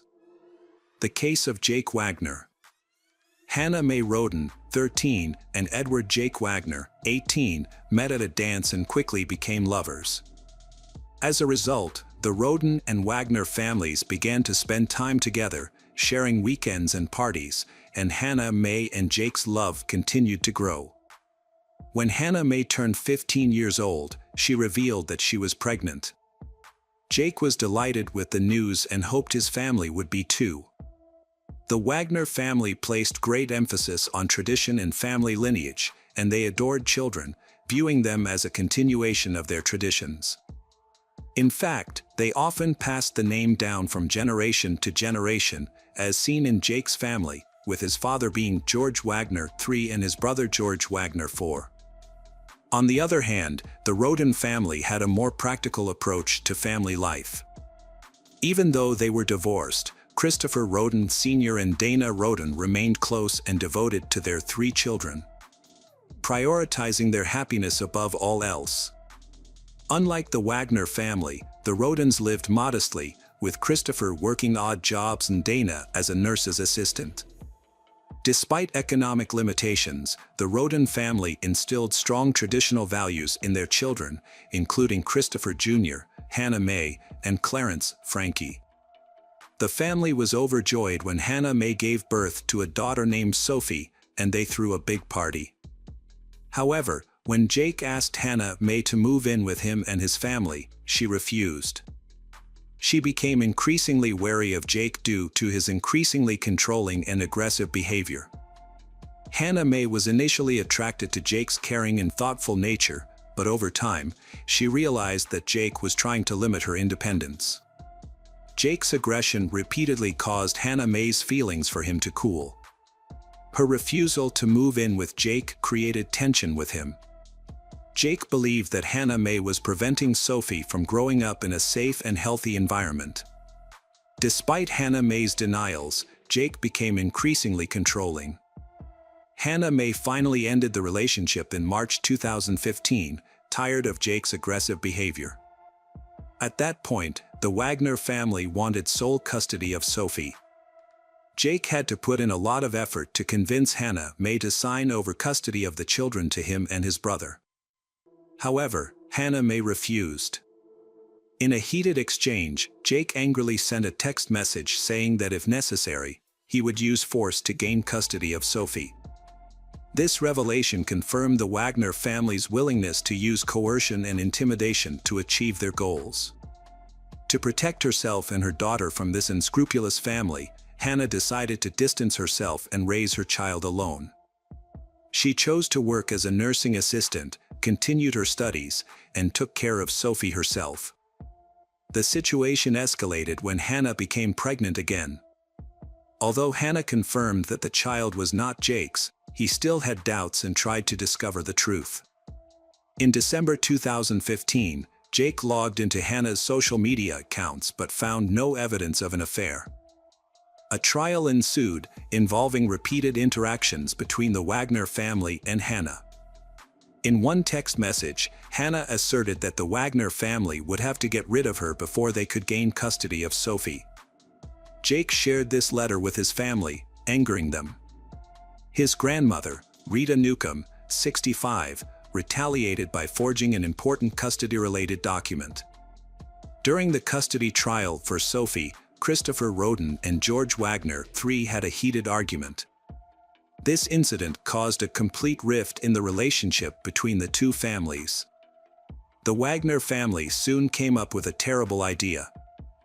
They believed that Hannah Roden was uncooperative and decided that the only solution was to eliminate her and the entire Roden family in order to gain custody of Sophie. By Christmas 2016, this twisted idea was the start of a terrible crime. While everyone focused on love and celebration during the holiday season, the Wagner family had other intentions. They held a family vote to decide whether to continue with their evil plan or not. After everyone agreed, they assigned each person roles and began preparing. The Wagner family spent 5 months researching the Roden family home, including surveillance cameras, daily habits, and work schedules of each Roden family member. Each member of the Wagner family was assigned a specific task. Angela Wagner purchased a communications blocking device and planned to secretly install it on the Roden family's phone to prevent anyone from being able to contact the police. George Wagner III offered to build a homemade silencer and handle transportation the night of the crime, securing a truck and not attracting attention. Meanwhile, Sophie was safe at home with Angela because the court had awarded Hannah and Jake joint custody of Sophie. The Wagner family chose the time when it was their turn to care for Sophie in order to keep Sophie safe. It was clear that the Wagner family had meticulously planned every detail to carry out a perfect execution. At approximately 8 a.m. on April 22, 2016, George Wagner III visited Christopher Roden under the pretense of offering Christopher a job opportunity that could improve his family's financial situation. However, the job offer was just an excuse to get into the house. A moment later, Christopher Roden Sr. opened the door. A while later, as usual, Bobby Jo Manley arrived at Christopher's house to take care of the Roden family's animals. While outside the house, she noticed someone was inside, which was unusual for that time of day. Every member of the Roden family usually went about their work and was not at home. However, when she entered the house, she found Christopher and his cousin Gary, 38, lying in a pool of blood. Horrified, Bobby grabbed the phone and called emergency services, reporting what she had seen and asking for assistance.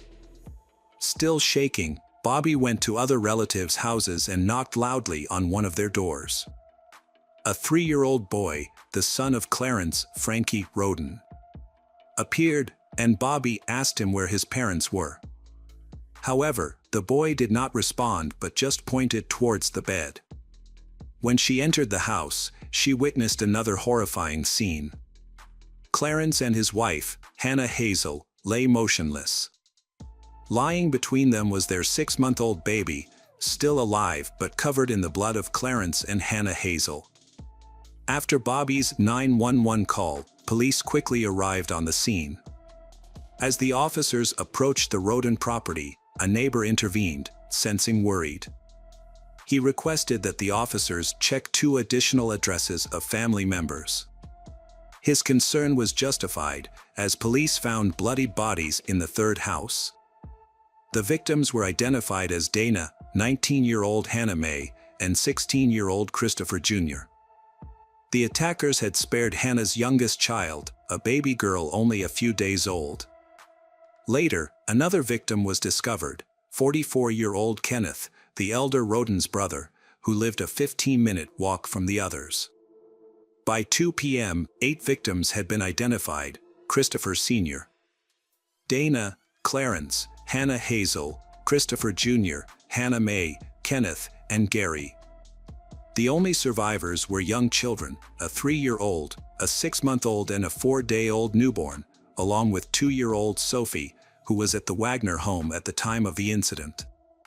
After examining the bodies, police concluded that all the victims had been killed in their sleep by gunshot wounds. Detectives later reconstructed the events of that day. Christopher Sr. was awake when the attackers burst into the house, as evidenced by a wound on his right arm. Christopher Sr. attempted to defend himself but was hit with 9 shots to the head, torso, and limbs. In addition, 5 bullets were removed from Dana Roden's neck and head. The rest of the family died from gunshot wounds to the head. Gary was shot 5 times, Christopher Jr. 4 times, Clarence and his wife Hannah Hazel 3 times each, and Hannah May twice. Kenneth was the only one shot once. In total, the assailant fired 32 shots, with some shots fired after the victims were already dead. Some bodies also showed signs of physical abuse. Since no one in the area heard anything, investigators believe the perpetrators used silencers, indicating a carefully planned and executed act. It was clear that the victims were targeted, and someone wanted revenge on the entire Roden family. During the search, police found 5 Remington shell casings of different types and an unused bullet from a different gun model. The scale of the case shows that this was a case with multiple murderers. Leonard Manley, Dana's father, claimed that the criminals must have known the family well, or the dogs would have been barking loudly. The question of who committed this act kept police officers busy. The Attorney General's office provided over $20,000 for the Roden family's funeral. Roden family were buried in several stages. On April 28, 2016, Gary was the first to be laid to rest in South Shore, Kentucky. Hannah Hazel's funeral followed on May 1 in the village of Atway, Coteau County, Ohio. The remaining members were buried on May 3 in West Portsmouth, in the same county. Many local residents attended to pay their respects to the family. The surviving children were placed in the care of relatives. The neighborhood was gripped by fear. Police advised relatives of the victims to take precautions and warned all residents of Pike to stay their homes at night. The brutal mass murder outraged residents across the state, who demanded that the investigation's findings be made public and the perpetrators be caught as soon as possible. As part of the investigation, the murdered family's 3 homes had been investigated, followed by several more vehicles the following day. Forensic experts had participated in the investigation and had meticulously examined the homes, but no DNA evidence of the suspects had been found in any of the homes.